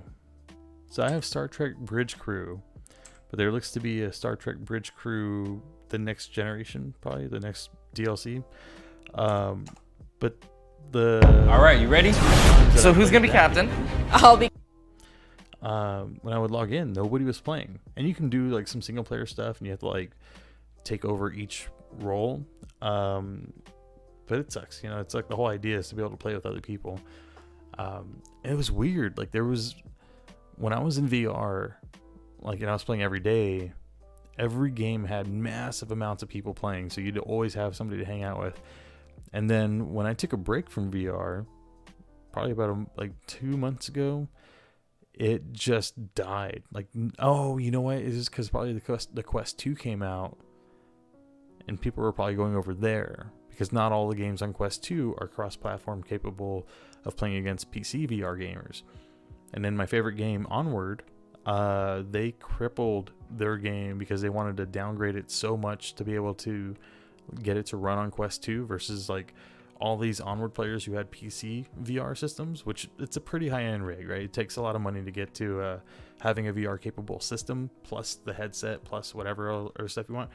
So they're very, very passionate players, but it's a niche market, versus the Quest 2 being $300 and easily available for everybody. They wanted to like level the playing field, and so they brought everything back from like high-end VR to being like Nintendo 64 graphics, and it was just dog shit. Nobody liked it, so a lot of the PC VR players dropped out, and because a lot of the Quest 2 players were a bunch of kids and they were just TKing everybody. And so it kind of killed the entire player base of the real, like, not, I don't want to say real players, but of the real passionate, consistent players who would play every single day. They'd have tournaments every week, and then you would just log into a game and instantly get team killed over and over. And the developers never implemented any kind of system to avoid that. So you can't like narc on people for team K'ing. You just have to deal with them the whole round. And it's like a permadeath, right? So if you die in the beginning of a game from your teammate, it doesn't matter. You just got to exist as a ghost and watch everybody else play. So overnight, dude, let me see if I can, I'm going to see if I can pull up Onward in Steam real quick. Because if you were to look at their, if we look at the mixed reviews, where do I see the graph? Display as show graph.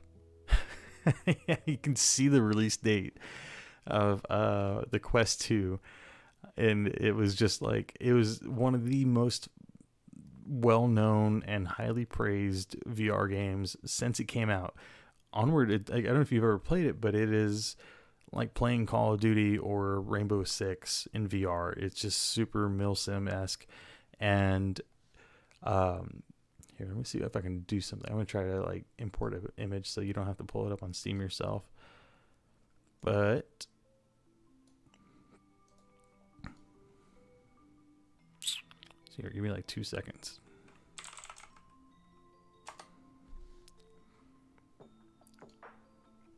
Okay, yeah, so just go to Onward, and then when you see the review, just click on Mixed, where it shows the recent reviews.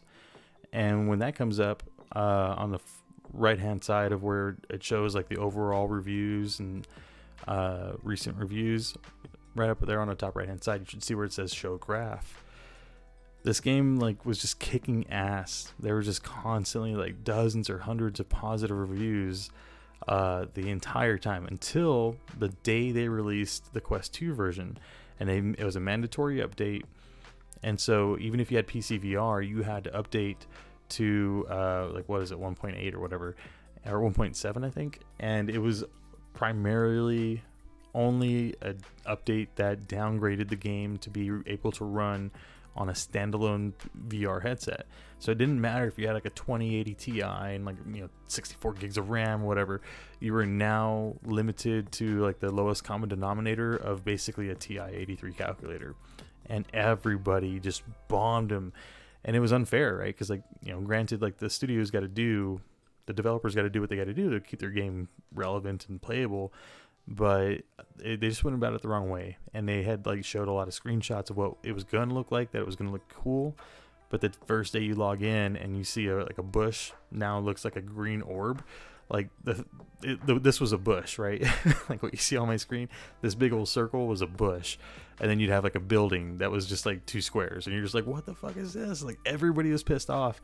And so because they busted their ass for like a year or more working on this update, knowing that the Quest was going to come out, or the Quest version of the game was going to come out, they decided as soon as they launched that patch, and anybody who logged in and automatically had to download that patch, they all took a vacation. They took like a week or 2 long vacation to like decompress and whatever. And almost like on the same day, the reviews just started pouring in, and they were just shredding the team, the company, and whatever. And it was my favorite game. Like I had like a haptic feedback vest just for that game. I had, 4 cents. I bought everything in and customized everything for that game, and as did a lot of other players. And yeah, they had to go that awful. It was just like straight up flush it down the toilet, and took a vacation right afterwards. And so they wouldn't respond to anybody. Everybody was like, what the fuck? Like, let us go back. It took like 2 weeks, and then they're like, okay, PC VR players on Steam, just type in this thing and go to the beta or whatever, and you can download, you can downgrade the patch back to the pre-Quest version of the game. So you wouldn't be able to play with the Quest players, but you'd at least still be able to play on PC, and it would look as good as it did before. But by then, the damage had been done. They pissed off hundreds, if not thousands, of players, and this game was always lit. you could hop in there and you'd always join a game or a lobby with like 10 people. 2 weeks, 3 weeks later, it was just like a ghost town, or kids hopping on who just got a Quest because it was the most affordable way to get into VR, and it just ruined the player base. And I'm sure it's picked up by now. I haven't had the heart to get back into it because I don't know. I should, but I'm like kind of scared. I don't want to get to the point of not liking the game, so I figured I'll just like quit while I'm ahead, come back later once they've upgraded it, and hopefully provided a path. Like if you can say like I only want to play with PC players, then do that. But yeah, that was like it was like the Game of Thrones last season, it was just like amazing up until this one bad decision, and then it was just they just shit all over it. But anyway, so what's cool about that, the reason, I don't even know if this is like the same thing that I'm branching off from, but while I was playing that game, it was like a patch prior to that patch, they said that they were going to start allowing custom maps. Yeah, it was multiple bad decisions very quickly. So they said that they're going to allow custom maps to be submitted for approval, and then we could play them on the PC VR version. And so I don't know anything about game design or programming or anything like that, but they were like, if you're interested, here, fill out this form, give us this information, and then we're going to mail you basically like the brain of the game, or not even the brain, but just like the basic AI that says like, this is how bad guys react. Here's where you would place good guys, and then go off and use Unity, like this specific version of Unity, and create a map. And then like you get to choose the spawn points, you get to choose the objectives, and put all this stuff wherever it goes. They did all the hard work, but yeah, basically the source of the game, I guess, is what you would call it. The source.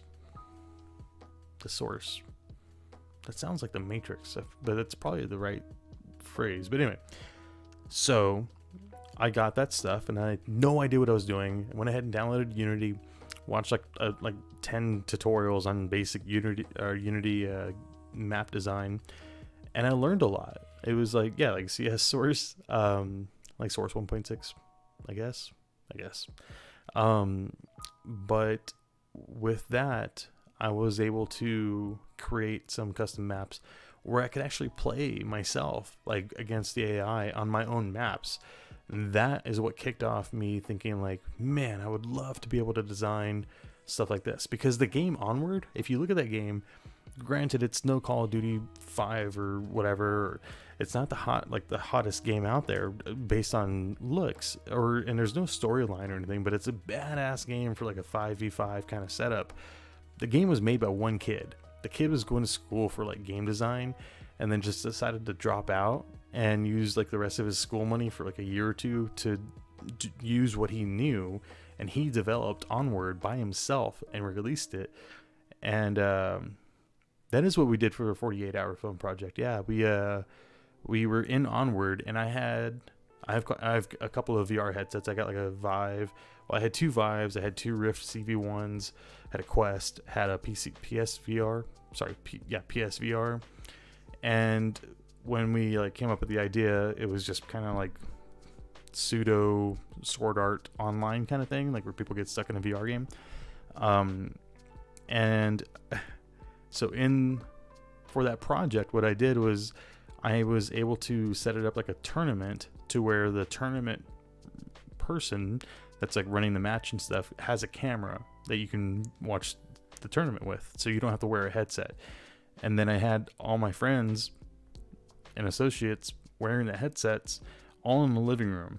Thank you, I appreciate that. We had a great time doing it.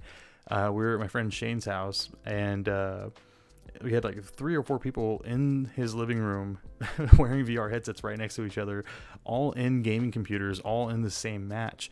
And then I was off to the side as the tournament lead or whatever, just catching screen shares, or not even screen share, like recording the screen of the computer I was on as I was going around, like framing the shots and stuff. And I would go up to them and I'd be like, hey, like, turn your body this way, crouch down, do this and that, whatever. It was really cool because I appreciate that. It's always a team effort. You know, we always spend hours. We had some amazing ideas that last time. That was one of my favorite ones because we had instantly like 3 or 4 really good ideas, and we were laughing our butts off, and we just had a great time. I was a little bit biased because I wanted to do, what do you call it? What do you call it? I just wanted to implement VR. I wanted, it's not the word I'm looking for. I wanted to integrate VR into it. But yeah, like, man, like if I didn't have such badass friends that were so willing to do this stuff, like I am a lucky dude. Like, it makes me really happy to look back at all the times that I've gotten to do the 48 with my friends, because man, like I've just met these people in so many different ways, and it takes a lot to be in front of a camera. Like, I've been a photographer and filmmaker for or at least a filmmaker for like almost 10 years, and photography for forever, and so I'm always behind the camera, and it takes a lot of guts to be in front of the camera. And I have some friends who just, they are badasses, dude. I am like so proud of them because they just do an amazing job, dude. Every time I put somebody in front of the camera and ask them to do like this one little thing, or say a line or whatever, they just kick ass, man. And it's funny because I was talking to my girlfriend and we were talking about,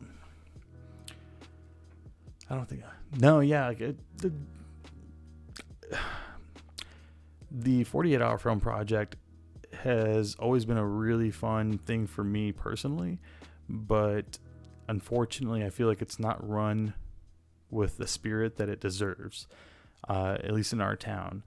And so I kind of gave up on like the competition as for what it is, and decided to just have fun with it. You know, as long as we can do something that we enjoy, whether or not we're going to win, because there's a lot of people who go into that competition to win, knowing the formula to win. And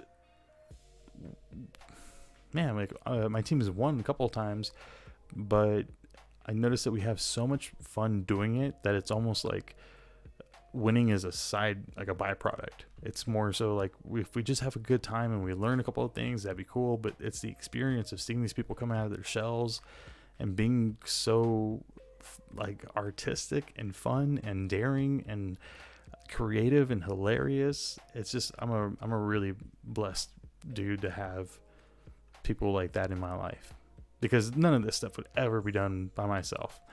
And I feel like I have an army of really good, intelligent, funny, beautiful people by my side when I do those things.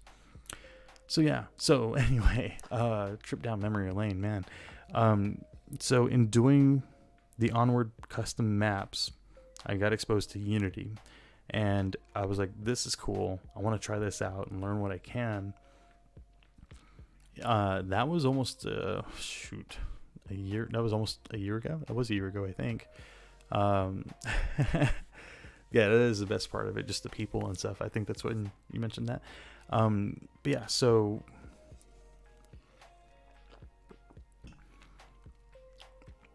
I had downloaded Blender at that time, and I never used it because it was impossible to navigate. And look at it, like it's not like as intuitive as Photoshop or anything. And there's 1,000 controls on the screen at any given moment. And I just gave up. And then about a month and a half ago, I decided to just, sit down, and I was like, I'm going to give myself 3 hours. I'm going to put myself into it for 3 hours. If I don't like it, I'll never touch it again. And I was hooked immediately. I followed this one tutorial by Andrew Price, known as Blender Guru on YouTube.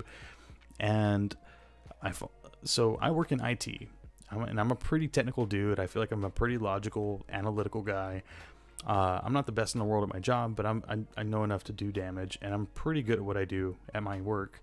But learning stuff for IT is like grinding nails on a chalkboard a lot of times, because like when I'm watching the videos and I'm following along and trying to do the thing it takes, right, to learn this certification or whatever, it's just like the day can't be done soon enough. So with this Blender tutorial for to create a donut, it was a 24 video tutorial process, and each video is like 15 to 25 minutes, and it's slow going. And the video is like only being 20 minutes or so. That's if you have any idea of what you're doing. And I had to pause it and rewind it and replay the sections of the videos over and over and over, at least like 3 or 4 times per video. I would have to watch like a couple of segments each time. And in some of those videos, only the comments held the answer. Like somebody else would have like had the same question I did, because the narrator didn't say the right command, or the software had changed versions, and so the same command wasn't present in what I was using. So anyway, after literally a week of these videos, and you could probably do it a lot faster if you had an idea of what you were doing in the software, or you're just really good at following instructions. But it took me a week to do it. But when I was done, I was like, that was one of the coolest things I've ever done, and I couldn't get enough of it. And so I immediately decided I was going to go off and make a short film using my donut. And I was like, well, a donut should be on a counter, right? So I decided to make a countertop. And then that countertop evolved into, maybe I should create a whole kitchen so that the donut can go on an adventure. Now, keep in mind that despite my system being a decent computer for running VR, it's not built for rendering frames of 3D stuff. So when you're making a film and have a place to reside for the donut, when you're making a film, you usually want to have it's like 1 second has 24 frames for a cinematic look. For anything digital, you're pretty much going to use 30 frames a second. What that means is that if you were to move anything around over the span of 1 second, you'd have to have like 30 keyframes, right? So if I were to do, let me see if I can do it in here. I need to lock my camera to the view. Okay, there we go. So if I do this, right, if I have like this camera view, and I say I want to add a keyframe here, we'll just do location, rotation, and scale. And then I don't know if this is going to work, but if I go to frame 30 and change to over here, add another keyframe, and then go up. Oh wait, no. Oh crap. Okay, wait. It thinks that that's where I was on frame 30. Donut domicile. I like that. Okay, we'll go to frame 60, right? 30 frames later. We're going to move up and come up over the top, whatever. Okay. So ideally, if we hit play, something would happen, but it doesn't. Oh, son of a bitch. I've got it backwards. So I have it backwards because of the idea that I'm not editing the camera movement per se. If I were to do this, right, if I put a keyframe right here, it's going to look at all the objects. And if I rotate, oh, you're not going to be able to see that. If I rotate this cube, wait, we'll put a keyframe right here. We'll go forward 30 frames. And then I move my object, say like in a full 360. And that's a guess as to if that was a perfect 360. Now, when I watch this from the perspective of the camera, see how it moves over the process of 30 frames. And yeah, you could do 24 frames per second as well, right? You could just do it like right here. So you're just gonna have, and actually I could just move this. Oh no, I can't. Can I? I feel like I could. Can I select just that one? Yeah, because I had both keyframes selected. So that's all you would do to change it from 30 frames to 24 frames per second. So you just, put a keyframe where it starts, keyframe where the motion's going to end. That's your 24 frames per second animation. If I get out of my camera view, this is my camera over here. It's an object in the 3D environment, which I currently have set to not be selectable. Now I can select it. Okay, so I could move the camera around, but I'm not going to be able to see what I'm looking at, right, from the perspective of the camera. So what I would do is I'll create another window over here. Minimize that. And then in that window, I would change to be able to see. Oh crap. Okay, I need to. How do I expand that? Can I expand that? There we go. And then I don't need the tools here. There we go. So I have the camera perspective right here, and I can move this because it's locked to the view, like I did in that little in the option up there where it's go to tool or view. Yeah, view, camera to view. Can you see that? I think that shows up on the screen. So that's how I'm locking my view to the camera's perspective. Okay, cool. And real quick, this is what it's going to look like if I were to render that out. This little icon right here is a light source, right? And that light is pointing down at these objects. So right now, if I were to hit play, I don't know if I can do that. Because I don't. Oh yeah, because the keyframes are associated just with this object. That's why they disappear. Can you see that? Yeah. They disappear if I click away from it, because each item can have their own keyframe. So let's say I want to go to frame 1. I'm going to select this object, and I will bring it up on the Z-axis. And then if I go to frame, we'll say 10. We're going to try to do 10 bounces. Right? Where was it? Oh, because I didn't set a keyframe. Okay. Set it for location, rotation, and scale.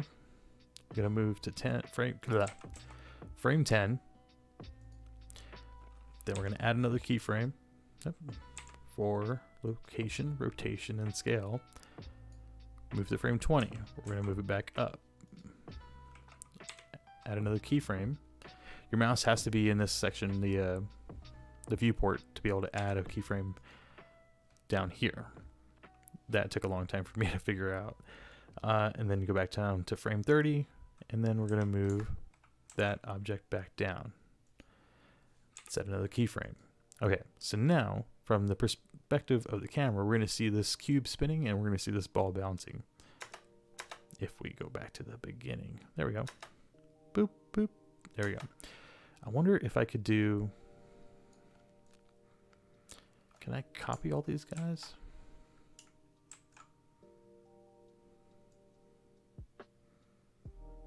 Sure, why not? I don't know what that's going to look like.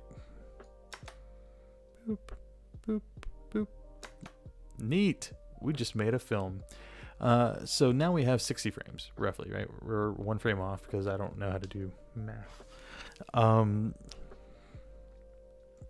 So the thing is, like I was saying earlier, my computer is mediocre at best. But if this was a very complicated scene, if I had a background and environment and whatever, yeah, these are all just primitive ideas just to get the point across. Actually, could I do, yeah, so can you see this? So you can see over here in the corner, my start frame and my end frame, and then what frame I'm currently on. And then you have your like player controls over here. And then you can just like, scroll through, drag through your playback, or scrub through your playback, so you have an idea of what you're doing. I'm going to end this animation at 60 frames. So there, it only shows this much. I don't know if it's going to loop or not. It will. Cool. So now we have an infinite loop. That doesn't mean that the video would be an infinite loop, but you could loop the video in post and pretend that this all matches up, right? So if this was a very intricate scene, it could take a full minute or longer. It could take an hour per frame. Now, even though this is a 2-second video, if I'm going at 30 frames a second, it's got 60 frames. That means I have 60 frames to edit. If it's 1 minute per frame, then that's going to give me how long? It's going to make me 60 minutes of a render time. So it's going to take an hour for it to fully render out a video of 2 seconds. If you had a 5-minute short film,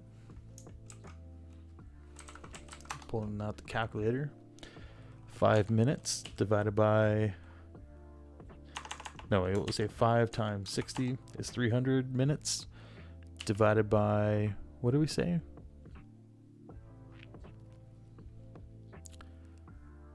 30 frames a second. No, sorry, it'd be 300 minutes. Sorry, 300 seconds. Yeah, 300 seconds would be 5 minutes, and then it's 60 frames per, 30 frames per second. So 300 times 30 is 9,000 minutes. Divided by 60, that's 150 hours of render time for a 5-minute video. Now, granted, if I were to render something like this, here, let me test this, because I can go to a single frame, hit F12. It's going to render a single frame of this. It already finished.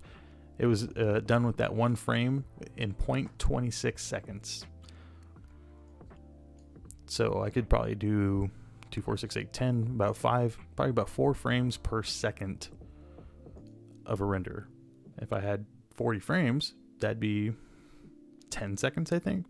So I could render this really quick, but obviously this is not an ideal render. You have people who make a single model, like a single frame of just like a model and an environment, and it could take them 20 hours to render if their computer wasn't fast enough and if the scene was detailed enough.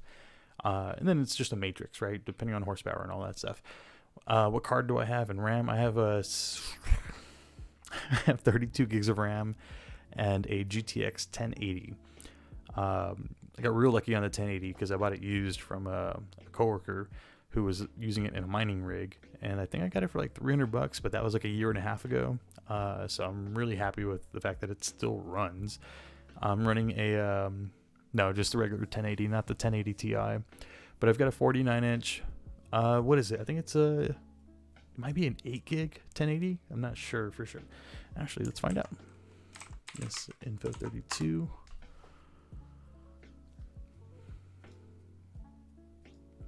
Should show that information in here, right? I'm looking at my system specs.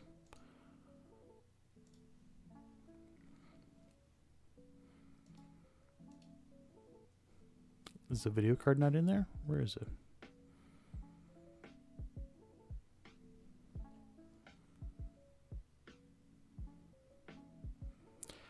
Yeah, I just recently upgraded the RAM. I'm really happy with it, but why can't I find my video card? Oh yeah, GeForce GTX 1080. Doesn't show the RAM on there, does it? Adapter RAM. It's 1 million bytes. Doesn't make sense. Nah, it doesn't show. But on the plus side, I've got a 49-inch 4K TV running at, 3480 by 2160, a 55-inch. Both of those are running at 100% scale, and then a 22-inch 1080p monitor on the side.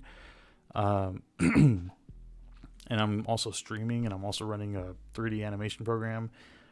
Also, whatever. So it's barely breaking a sweat. So for now, until I do something extreme with it. But where was I going with this? So yeah, so that's basically the gist of it. I want to make a little short film with a donut. And so I got around to making a kitchen, but I should also, what I was going to do is I was going to animate the camera. So this is the thing. Let me see. You can see this, right? Yeah, you can see me moving around. So let's say, okay, we're back on frame 1. Now I have the camera selected. I'm going to set a keyframe for the location, rotation, and scale. And then I'm going to move the camera. Move it way over here, right? But then I'm going to rotate it on the Z-axis to look over here. Move it further back a little bit. And probably raise it on the Z-axis. Oh, son of a bitch. That should have been done after I moved it. There we go. All the way to frame 60. Now I can move just move it over here, rotate it in the Z, pointing there. Let's go down on the Z just a little bit to frame it better. Now I can set another keyframe for just the camera. Go back to the beginning, and we can already see that the camera is moving around, and it's because it's doing the math on its own of saying like, hey, I'm looking from here, I'm looking up and to the left, and over here I'm looking up and to the right. It's doing its own math to figure out where that should be pointing. If I wanted to, I could just have it pan all the way across, or do a dolly shot, or do a pan, dolly, and a jib. Yeah, so playing it back, boom. Now I've got some movement to the camera. If I wanted to, I wonder if I could do, here, let's do Control Z. We're gonna keep it, but we're gonna move it around 15. I'm looking from a top-down view over here. So now at 30, I know we'll want to move it up here, rotate it on the Z, look back at everything, probably raise it a bit, probably scooch it back a little bit, insert another keyframe, move ahead to 45. We're going 15 frame increments just because it breaks down math-wise easier. Rotate on the Z, pointing back over here.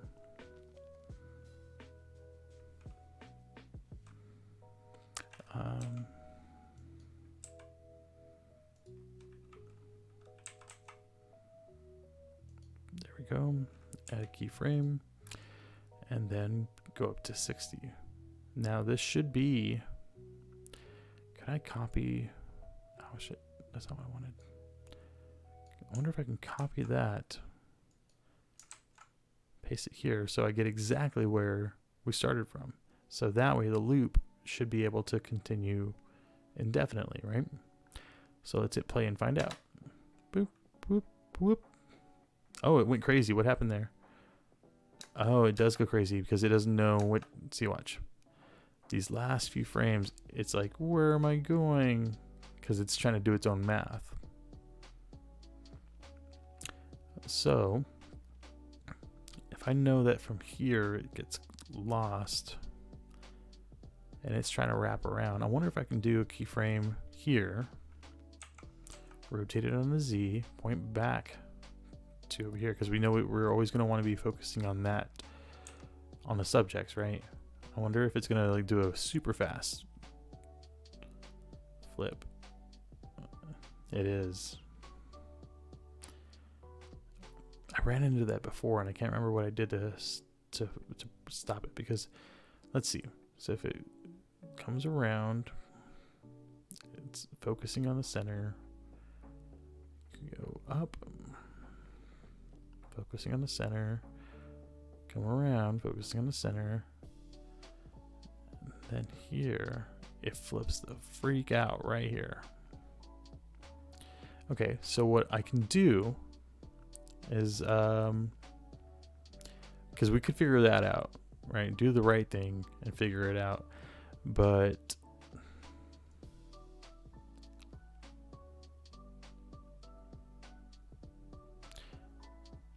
let me think. Can I see the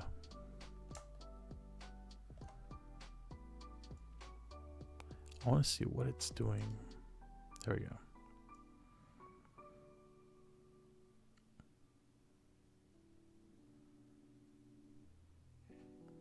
Oh yeah, see that? Okay, so watch the rotation on the Z-axis. Starting from frame 1, it's at 50 degrees.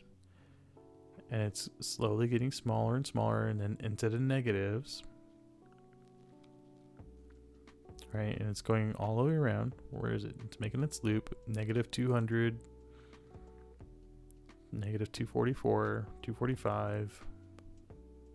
And then it has to immediately like make that entire rotation backwards to here. I wonder if I could do like, Negative. That's probably, yeah, it's not looking the right direction at all.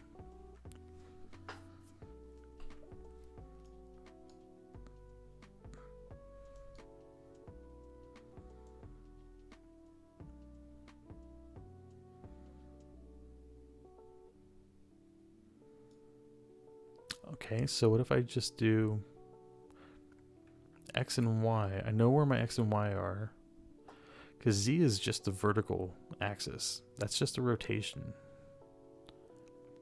If I want to keep 65 and whatever this number is, and delete that keyframe,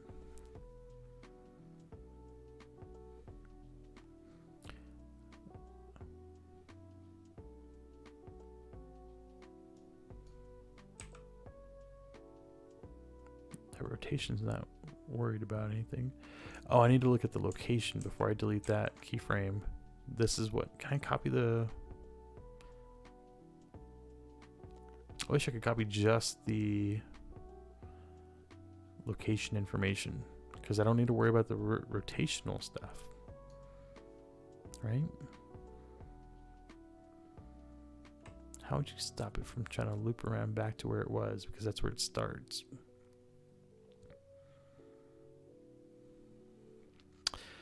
Anyway, I'm not going to figure that out right now because, well, I could, but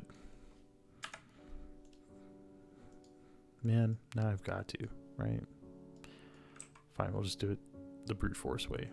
And then rotate back to here. Maybe lower it back on the Z axis.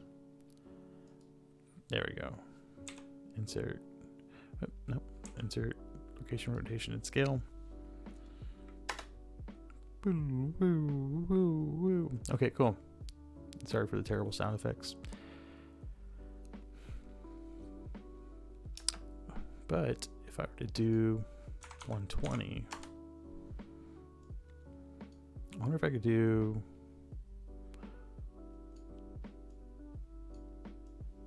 I'm sure there's a better way to scale things out, right?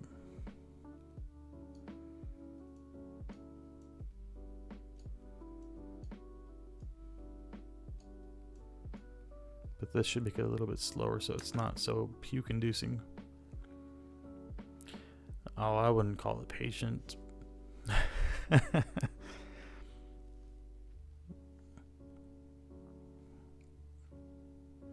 And that's kind of cool, right? Like just the fact that you can make a little animation just like that. It's that easy.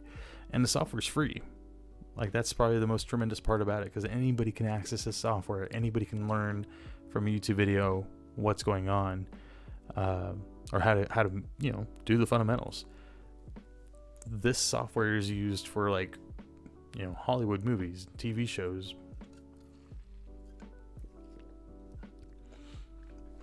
And yeah, it's all about like how much time you're going to put of your own effort into learning it. For me, like I'm really enjoying it. I'm a night owl, and so I usually get around to messing with it like now, you know, from like 1 a.m. to like 6 a.m. usually. So it sucks that there's not always a lot of people to talk to about it, because unless somebody comes by to say hi on a stream, there's nobody to chat with in real time. But I'm excited to see what I can do. So I am going to go get a fresh air break, and I will be back in about 15 minutes. But thank you for stopping by. It's been really cool chatting with you, and I need to look into that game. I really need to play some more flight games before I have to give this setup back, because I feel like if I have to buy my own setup afterwards, I'm going to be really disappointed in what I can afford. All right, man. Well, I will see you later. If not, when I get back, then I hope you have an awesome night and a great morning. It's 4 in the morning here, so excuse me. But yeah, take care.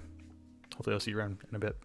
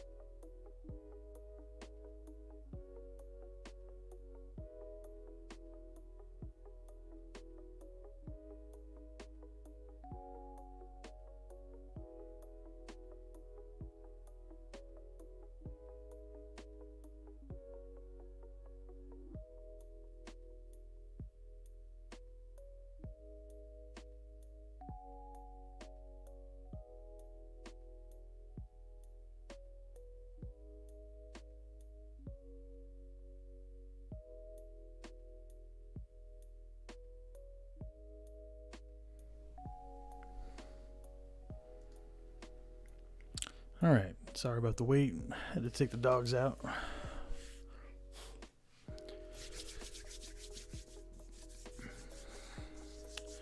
It's chilly outside. And plus the sprinklers went off. So now it's cold and wet outside. Alright, so that was my little how-to on Blender animation. So now go forth and create something awesome. I'm going to go ahead and get rid of all these keyframes. And I guess... Oh, son of a bitch. Oh, wait, why is stuff still moving? Oh, do I have... Can I select all? Yeah, okay. If I select everything, I can select all the keyframes at once and delete them all. But that leaves everything where they were the last time I moved them. Okay. Okay.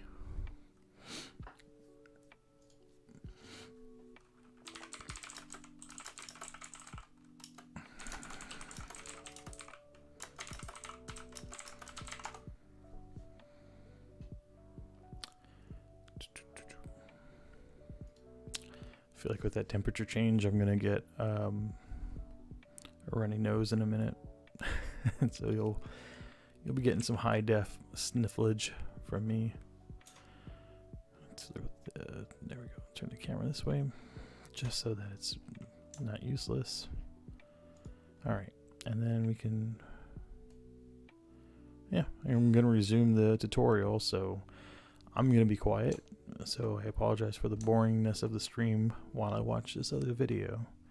Again, I'm not playing the audio or the video from the tutorial because it's a paid tutorial and I just don't want to infringe on somebody else's income and whatnot. And plus, I don't want to get DMCA'd. And so, yeah.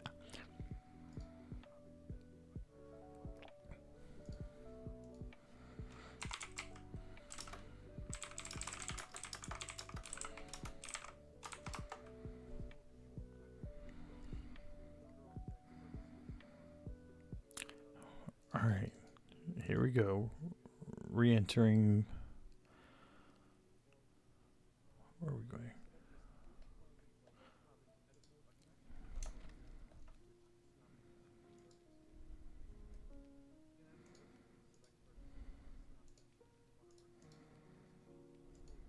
There we go. Be easier to see stuff this way. Why is it moving the camera so slowly?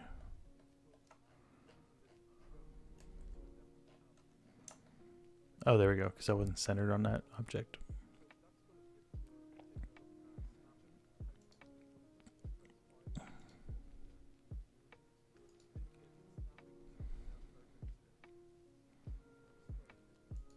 All right, start over. Where were you, buddy?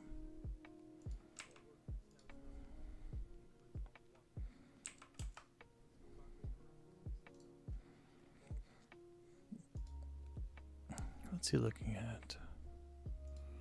Oh, he's looking over here. Okay.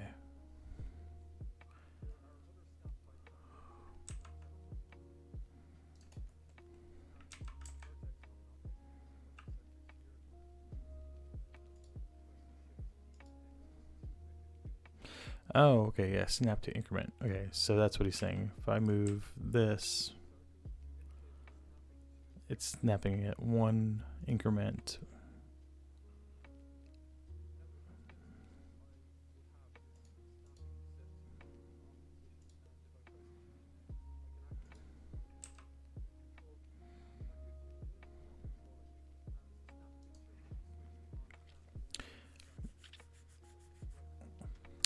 All right, so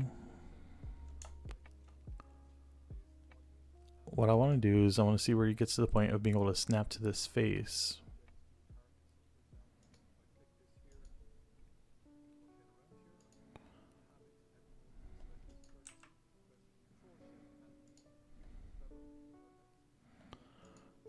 Right, so Control-Shift-B gave me this.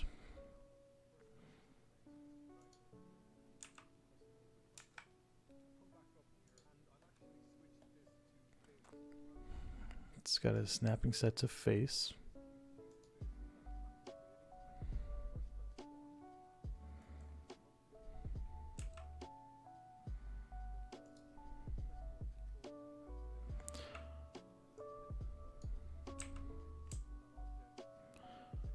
What is that changing to?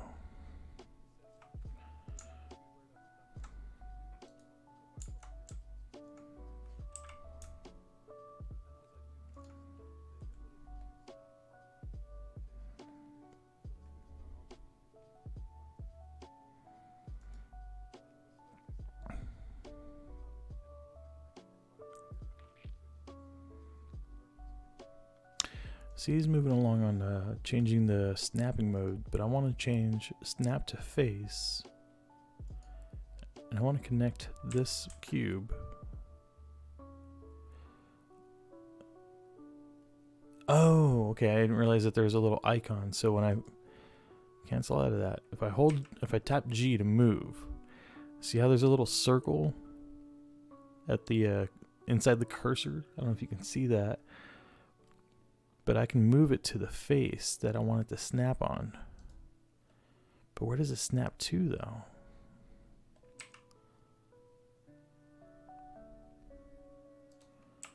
Do I need to rotate it some more so it's perfectly...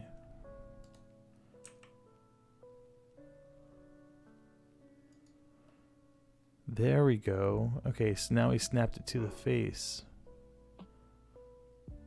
on the other cube. And it's not perfect. But if I rotate it on what? On the x-axis. There we go. That's pretty darn good. Can I move it on the z-axis? What's that going to do? My dog is barking at something. I think it's barking at the other dog.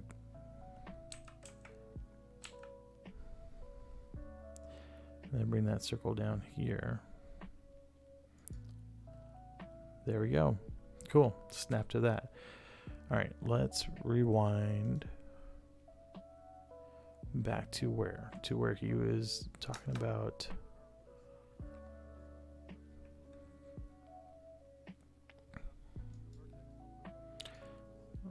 change it to snapping to vertex.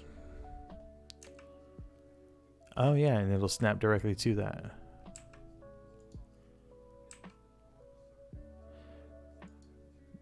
Yeah, that little orange circle is going to tell me where it's going to snap to. Same way if I...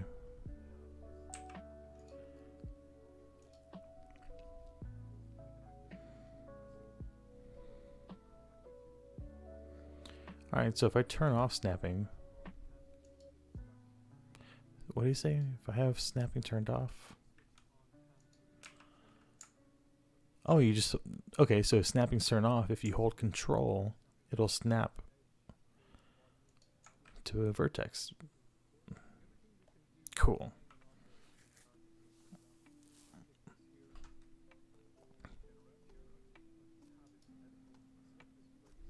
Align rotation to target. Control Shift B.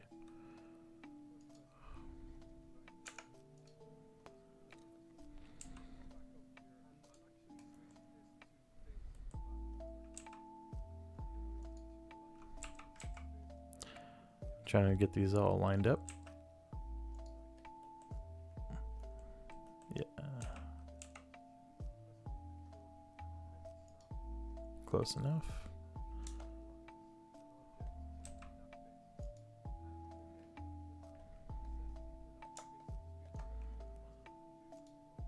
Can I change it to face? There we go.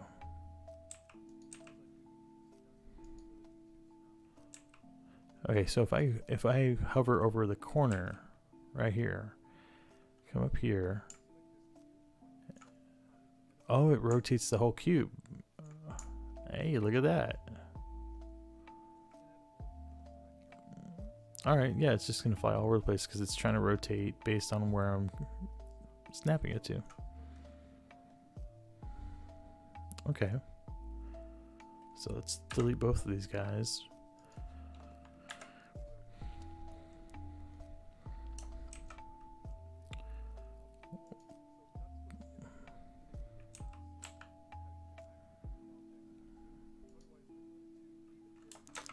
I'm going to create another cube, move it over on the X. Creating a landscape and examining two methods of something. That's what the next video is about, but I want to try something on this one first.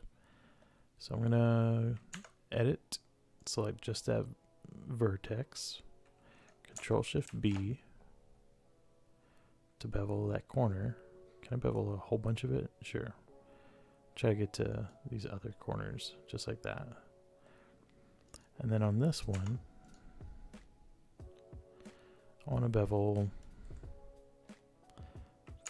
just this one vertex, or yeah, vertex now, face in a moment. Control Shift B.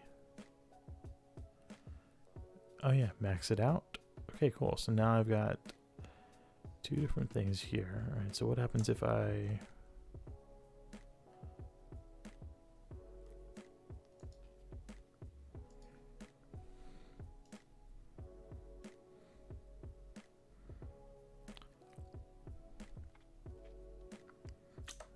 throw in a, I'm in edit mode. Okay, yeah, so let's move this. Wait, how do I want to grab this? Grab here? Sure. Oh crap, I can't spin around while I'm holding it. Oh, I know what I'll do. Look at it straight on like this. Oh, that's not what I wanted. I want to get these flat edges on each other.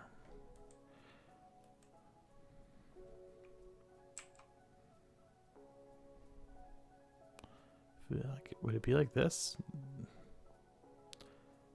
No, why not? If I bring it down here, move it on the, nope, we'll leave it there. Son of a bitch. I don't know what I'm doing. There we go. I want to get on the edge. Could I even do that? That would work, right? Oh no, because they're... Okay, let's rotate it on the Y. We'll do 180 degrees.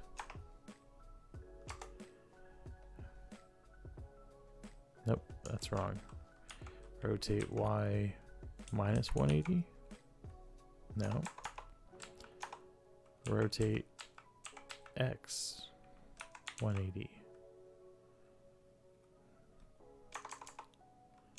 Minus 180.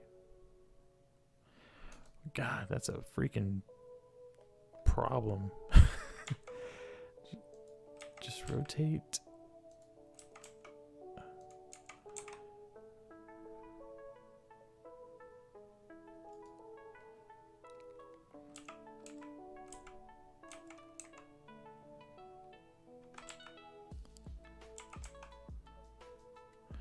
Man, that is like confusing as hell. But you see what I'm trying to do, right? I'm trying to like match.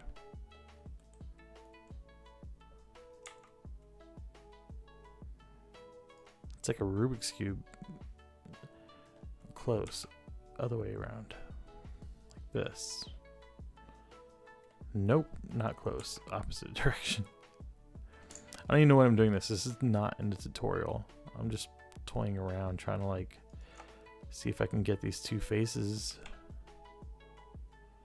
to match, because I have 2 points on the top over here on this cube, 1 point at the bottom, 2 points at top. Okay, so I need to rotate this over,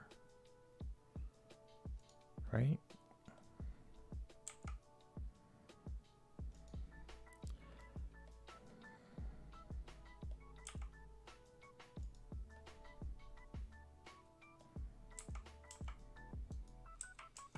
Bring it down on the Z axis. That is a dumb looking shape.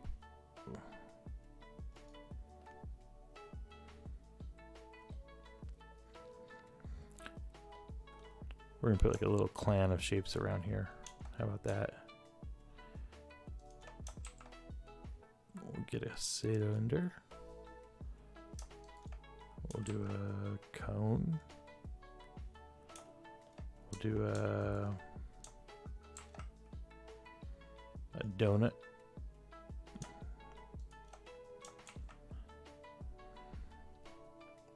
And then a sphere.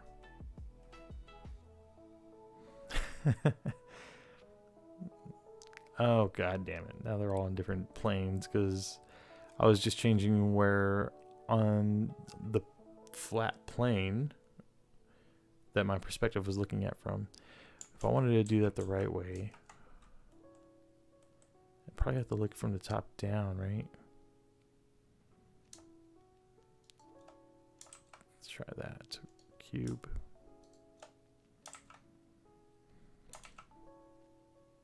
Cylinder. They should all be on the same plane now since I'm looking from the top down.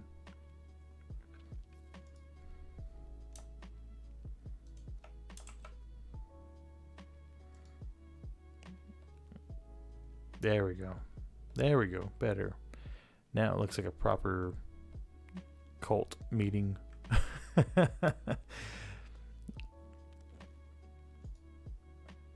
The shapes of things to come. All right, let's move on with the tutorial and see what else we can learn. Ooh.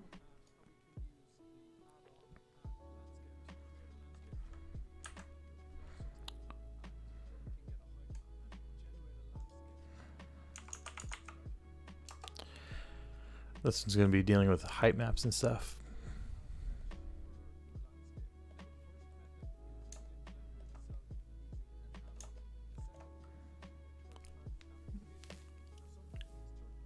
A third-party application.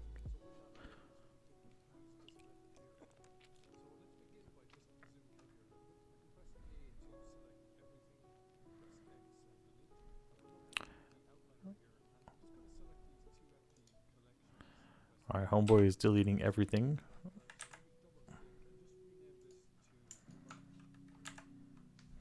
Rename this one to this collection to environment. Can you see the edit? Yeah, edit preferences. Oh, but you can't see the pop-up.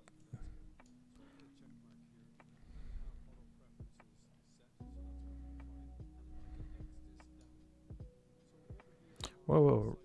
God, the guy talks so fast. Add mesh, A&T landscape is what we're adding.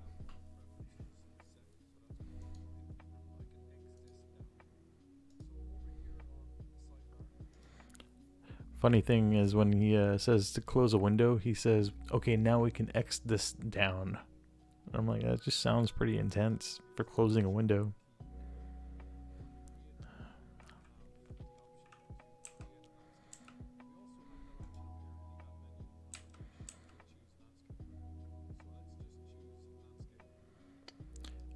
Alright, so add mesh landscape. That's it.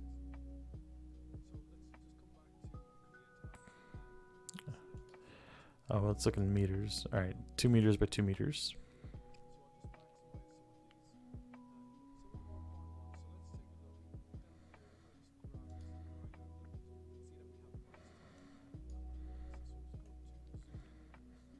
So what's cool is that when you're looking at these various tools, instead of manually clicking each one of these things, if you click and hold and then drag down, it'll either open them all or close them all. That's pretty efficient. I like that a lot.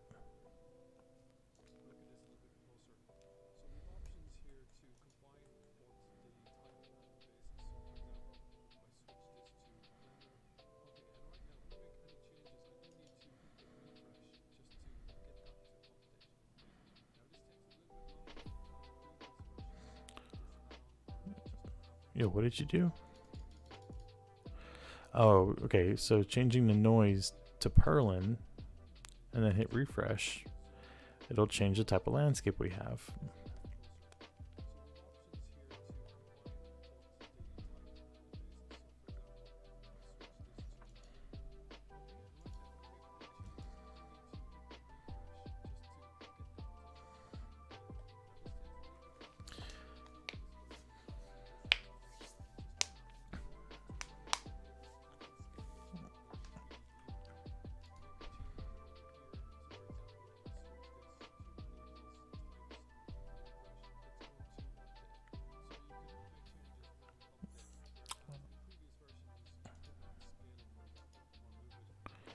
That's cool. We can just do all sorts of stuff by the settings here.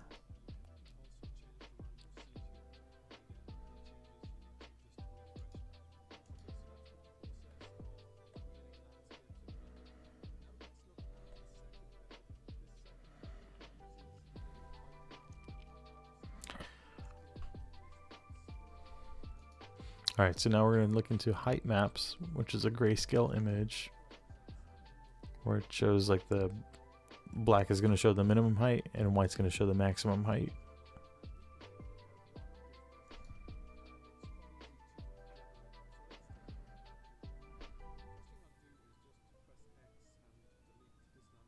Okay, delete this landscape. You can change the size of this stuff. That's cool.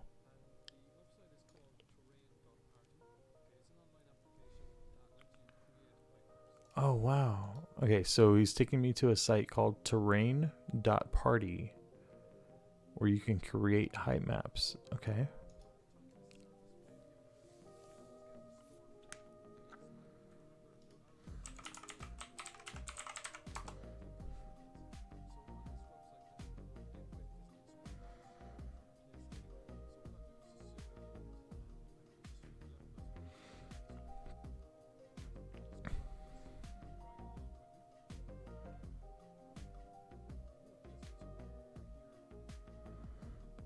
Oh, yeah, he's dragging this little square to Ireland.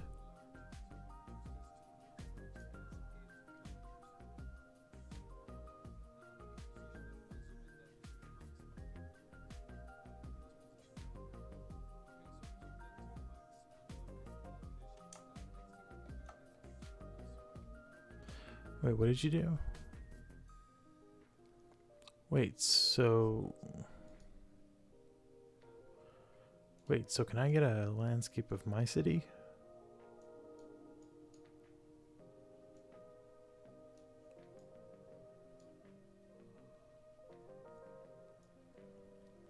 Again, the website I'm using right now is called terrain.party.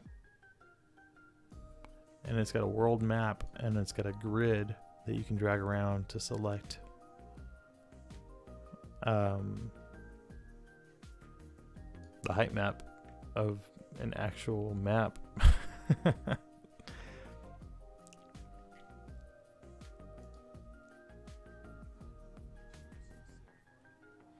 Wait, what did you do?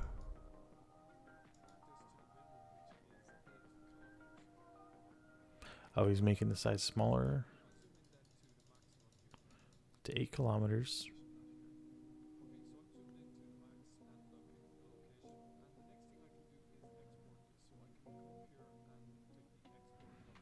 We'll do the theme park in town. Wait, where's the export button?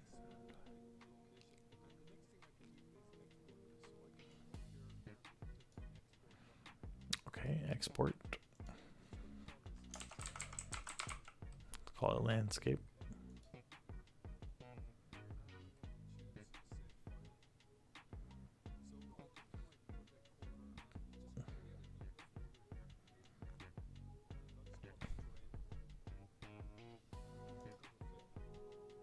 Wait, okay, you're saving this where?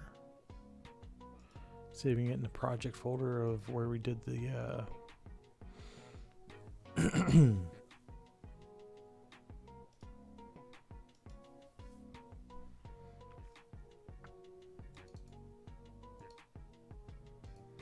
Okay, we're gonna export that file to the project file from what we worked on earlier in FreeCAD. I think that's what he's doing, right? Projects. No, assets. Go to assets. Rewind. What did you say?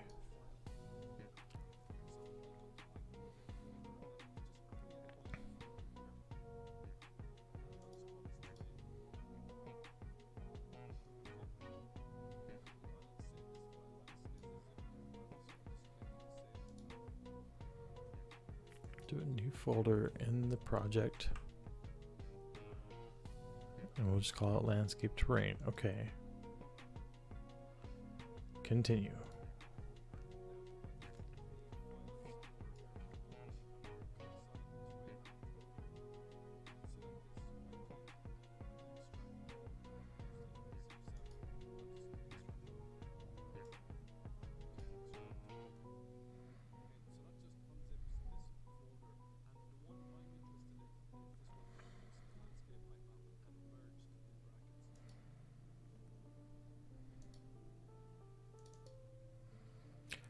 Then we're looking at the landscape height map merged. Okay.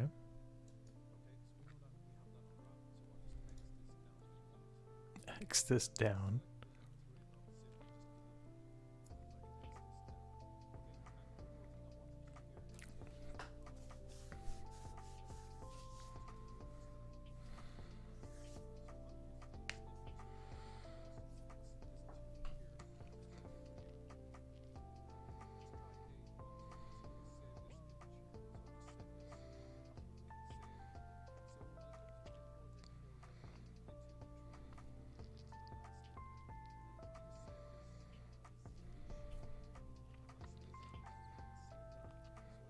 Okay, we gotta use the snipping tool to take a screenshot of just the map area.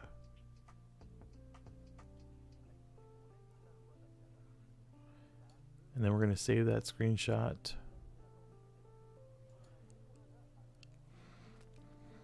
into the project folder. Landscape terrain, we're gonna name it, what do you say? Just image.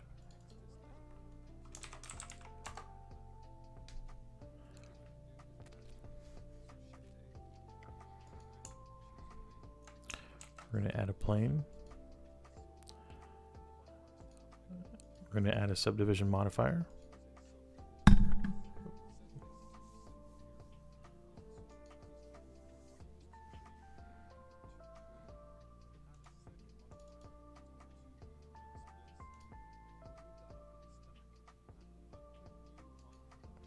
Add a displace modifier.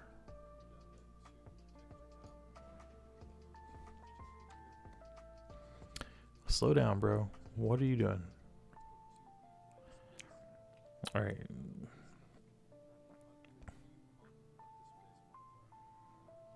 Click new on the displace modifier.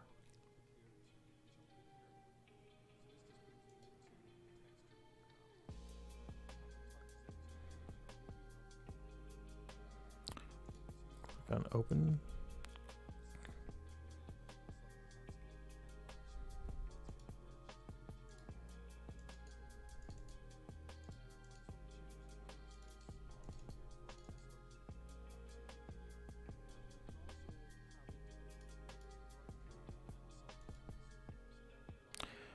All right, so we've got the height map from the map that I used.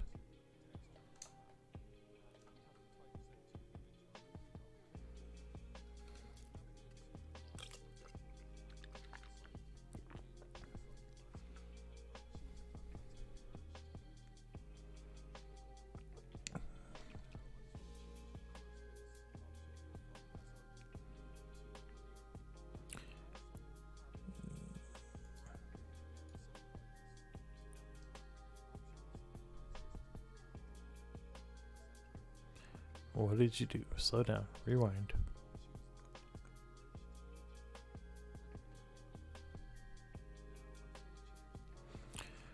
Alright, change the color space from sRGB to linear. Oh, tab it. Right click. Subdivide. Change the cuts from 1 to 20.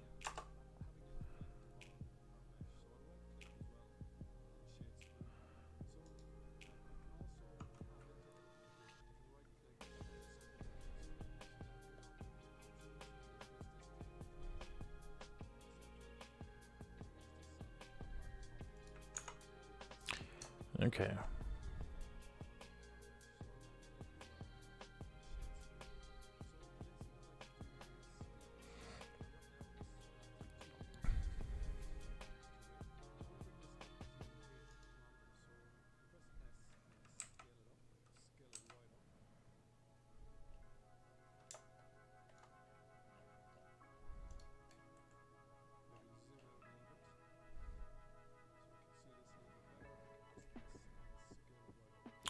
Wait, what is he doing?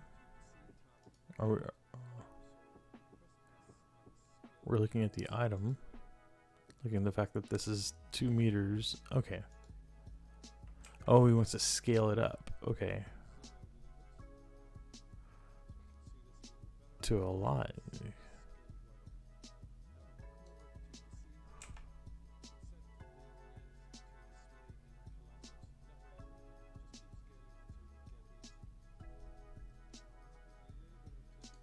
Oh, because...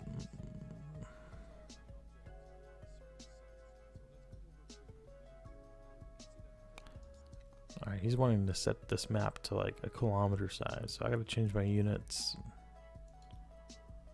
to kilometers. Okay. So, oh man, okay. So now... Jeez. What is it? How big does he want it to go? Rewind.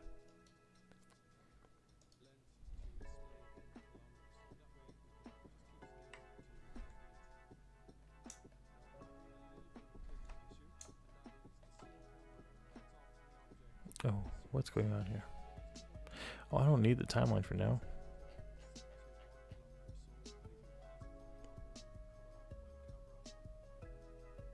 View.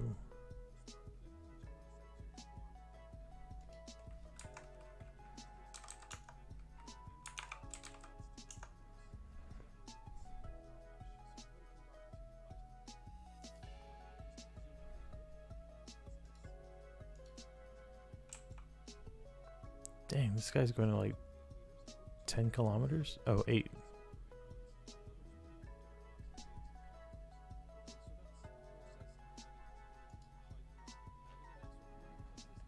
This looks terrible.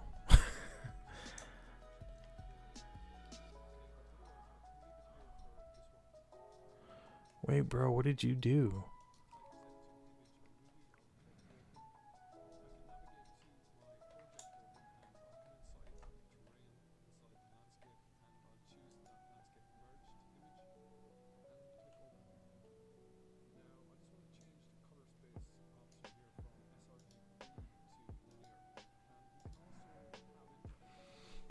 Okay, so we subdivided the surface, put the 20 on a subdivide for the cuts.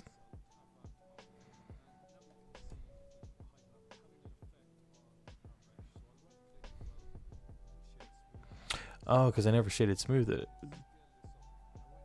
Well, it's probably too late by now. Oh yeah, shade smooth. Let me revert. Oh, son of a gun. How big is it right now? Look at the item.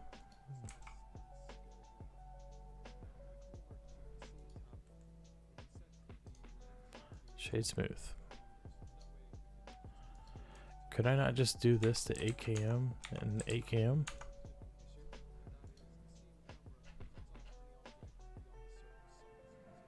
I feel like that's my computer not being able to show this much info.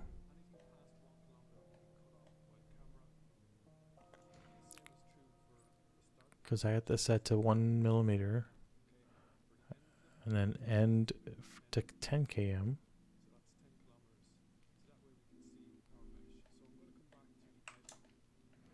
This looks terrible, dude.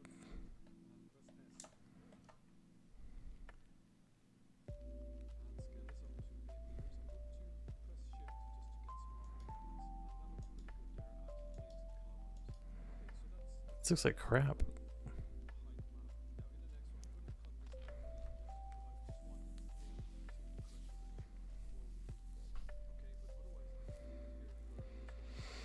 Okay, so I'm going to pause it right there. I want to see if anybody else had this problem.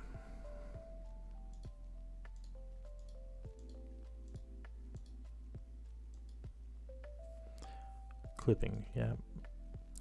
Yep, okay, cool. Someone else had the exact same problem I have. They said I could have 2.82 set up wrong, but setting start clip to 1 millimeter and end clip to 10 kilometers results in this, what I'm looking at right now. I have to set it to 1 kilometer start and 18 to 19 kilometers end to not get any clipping. The instructor said, "Hey Brian," to the user, "I do notice in 282 a difference between perspective and orthographic view. For the start clip, I would leave it to something low, such as 5 millimeters.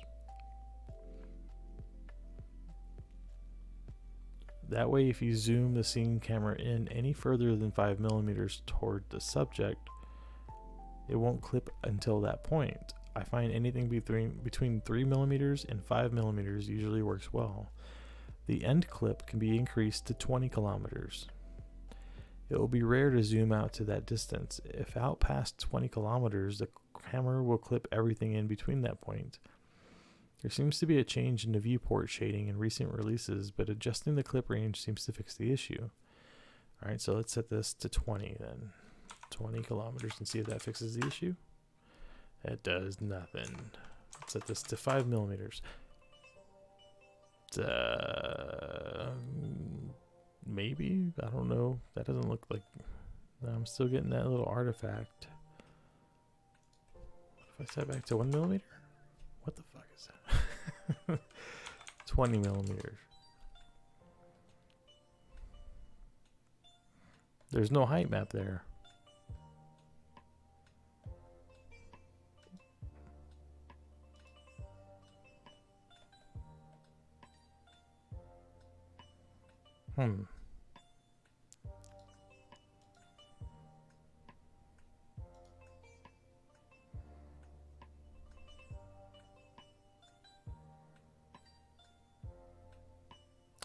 Trying to remember how I got to the properties of...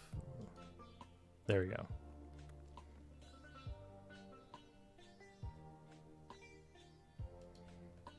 This looks terrible. That's flat. The tutorial dude's got like a really hilly map.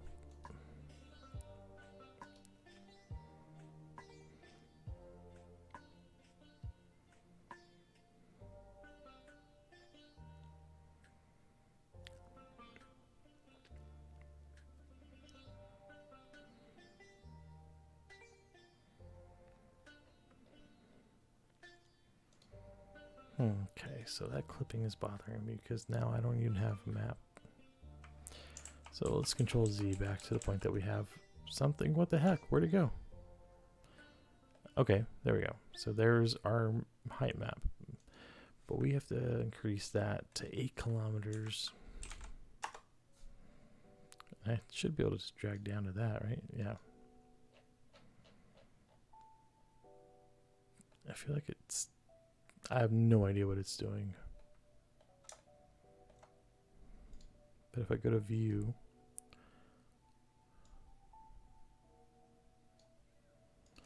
if I do 5 kilometers, what happens? Oh, it only sees 5 kilometers because...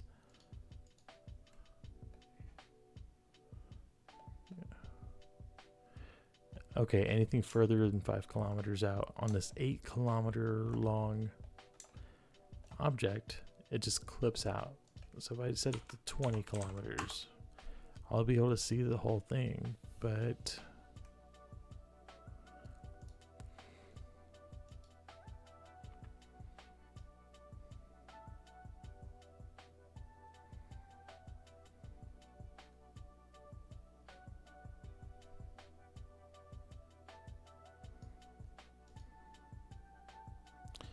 play back to the tutorial.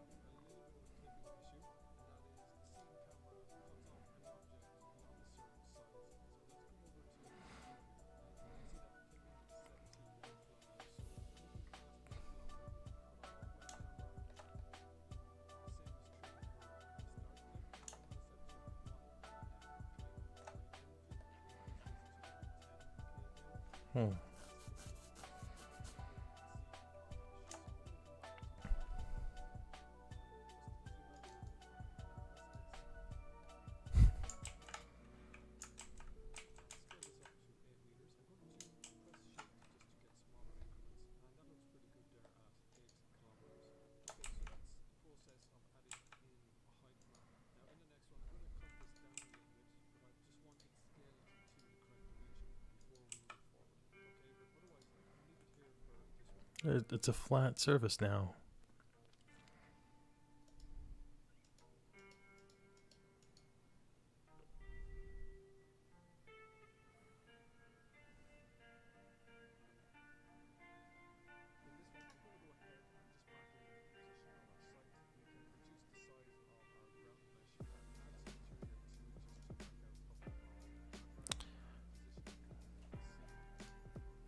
I'm coming to a stop because I don't know how to get my height map to show,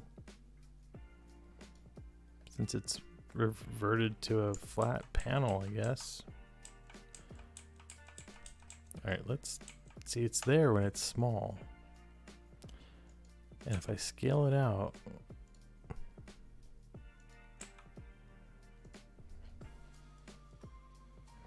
what's this view set to? Yeah.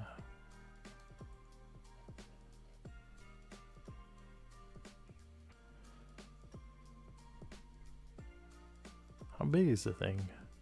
Oh, 22 kilometers. Okay, let's do 5 km. 5 km. There we go. Okay, so... Oh, but maybe I'm messing with the Z. That's what it was. Maybe the Z was the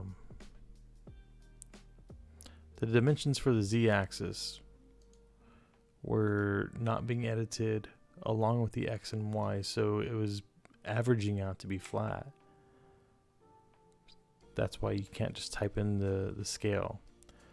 So I'm going to increase this to 8 kilometers like he says. Come on, 8 kilometers, right about.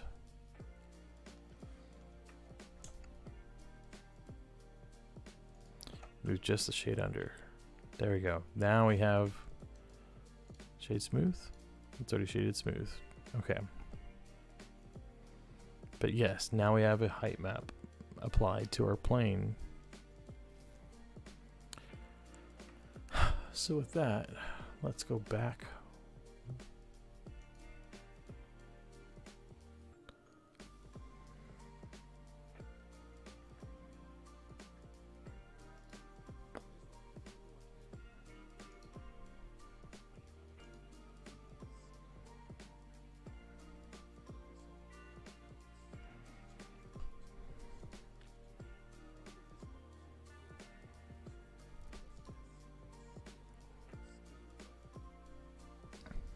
Okay, so we've got it scaled up. We got it shaded smooth.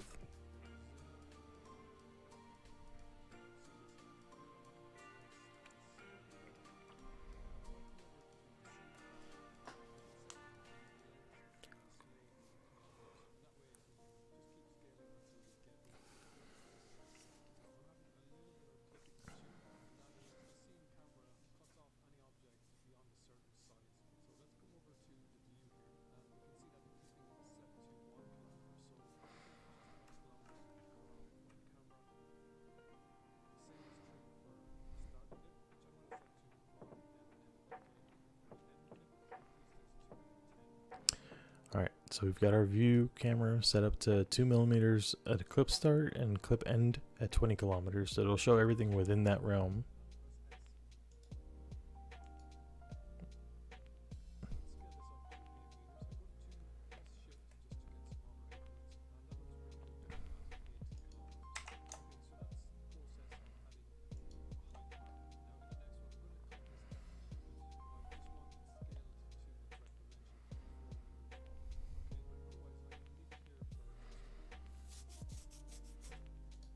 Okay, I'm gonna save this because I don't think I've saved this project yet. Have I? Let's see if I can do a file save. No, I don't have one. Okay.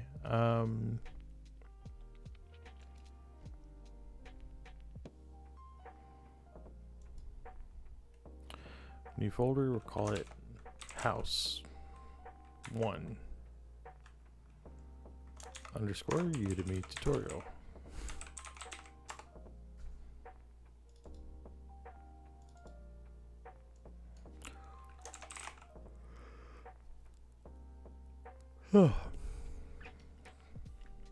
Save. Okay. With that being said, I'm going to call it a night because I'm starting to get yawny. Yawny. What was the other word? Yanni and tamale. I forget what it was. But anyway, thank you. Excuse me. Thank you for coming out and chatting, Mighty Sabo. And who else was there? There was Kiki and Jazzy Fizzle and Neil Fortiche. Fortiche?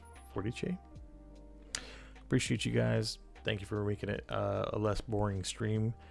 Gonna carry on from here next time with moving into the next video for this architectural design and animation tutorial on Blender that I bought on Udemy. Deuces. Have a great night. And, brush your teeth.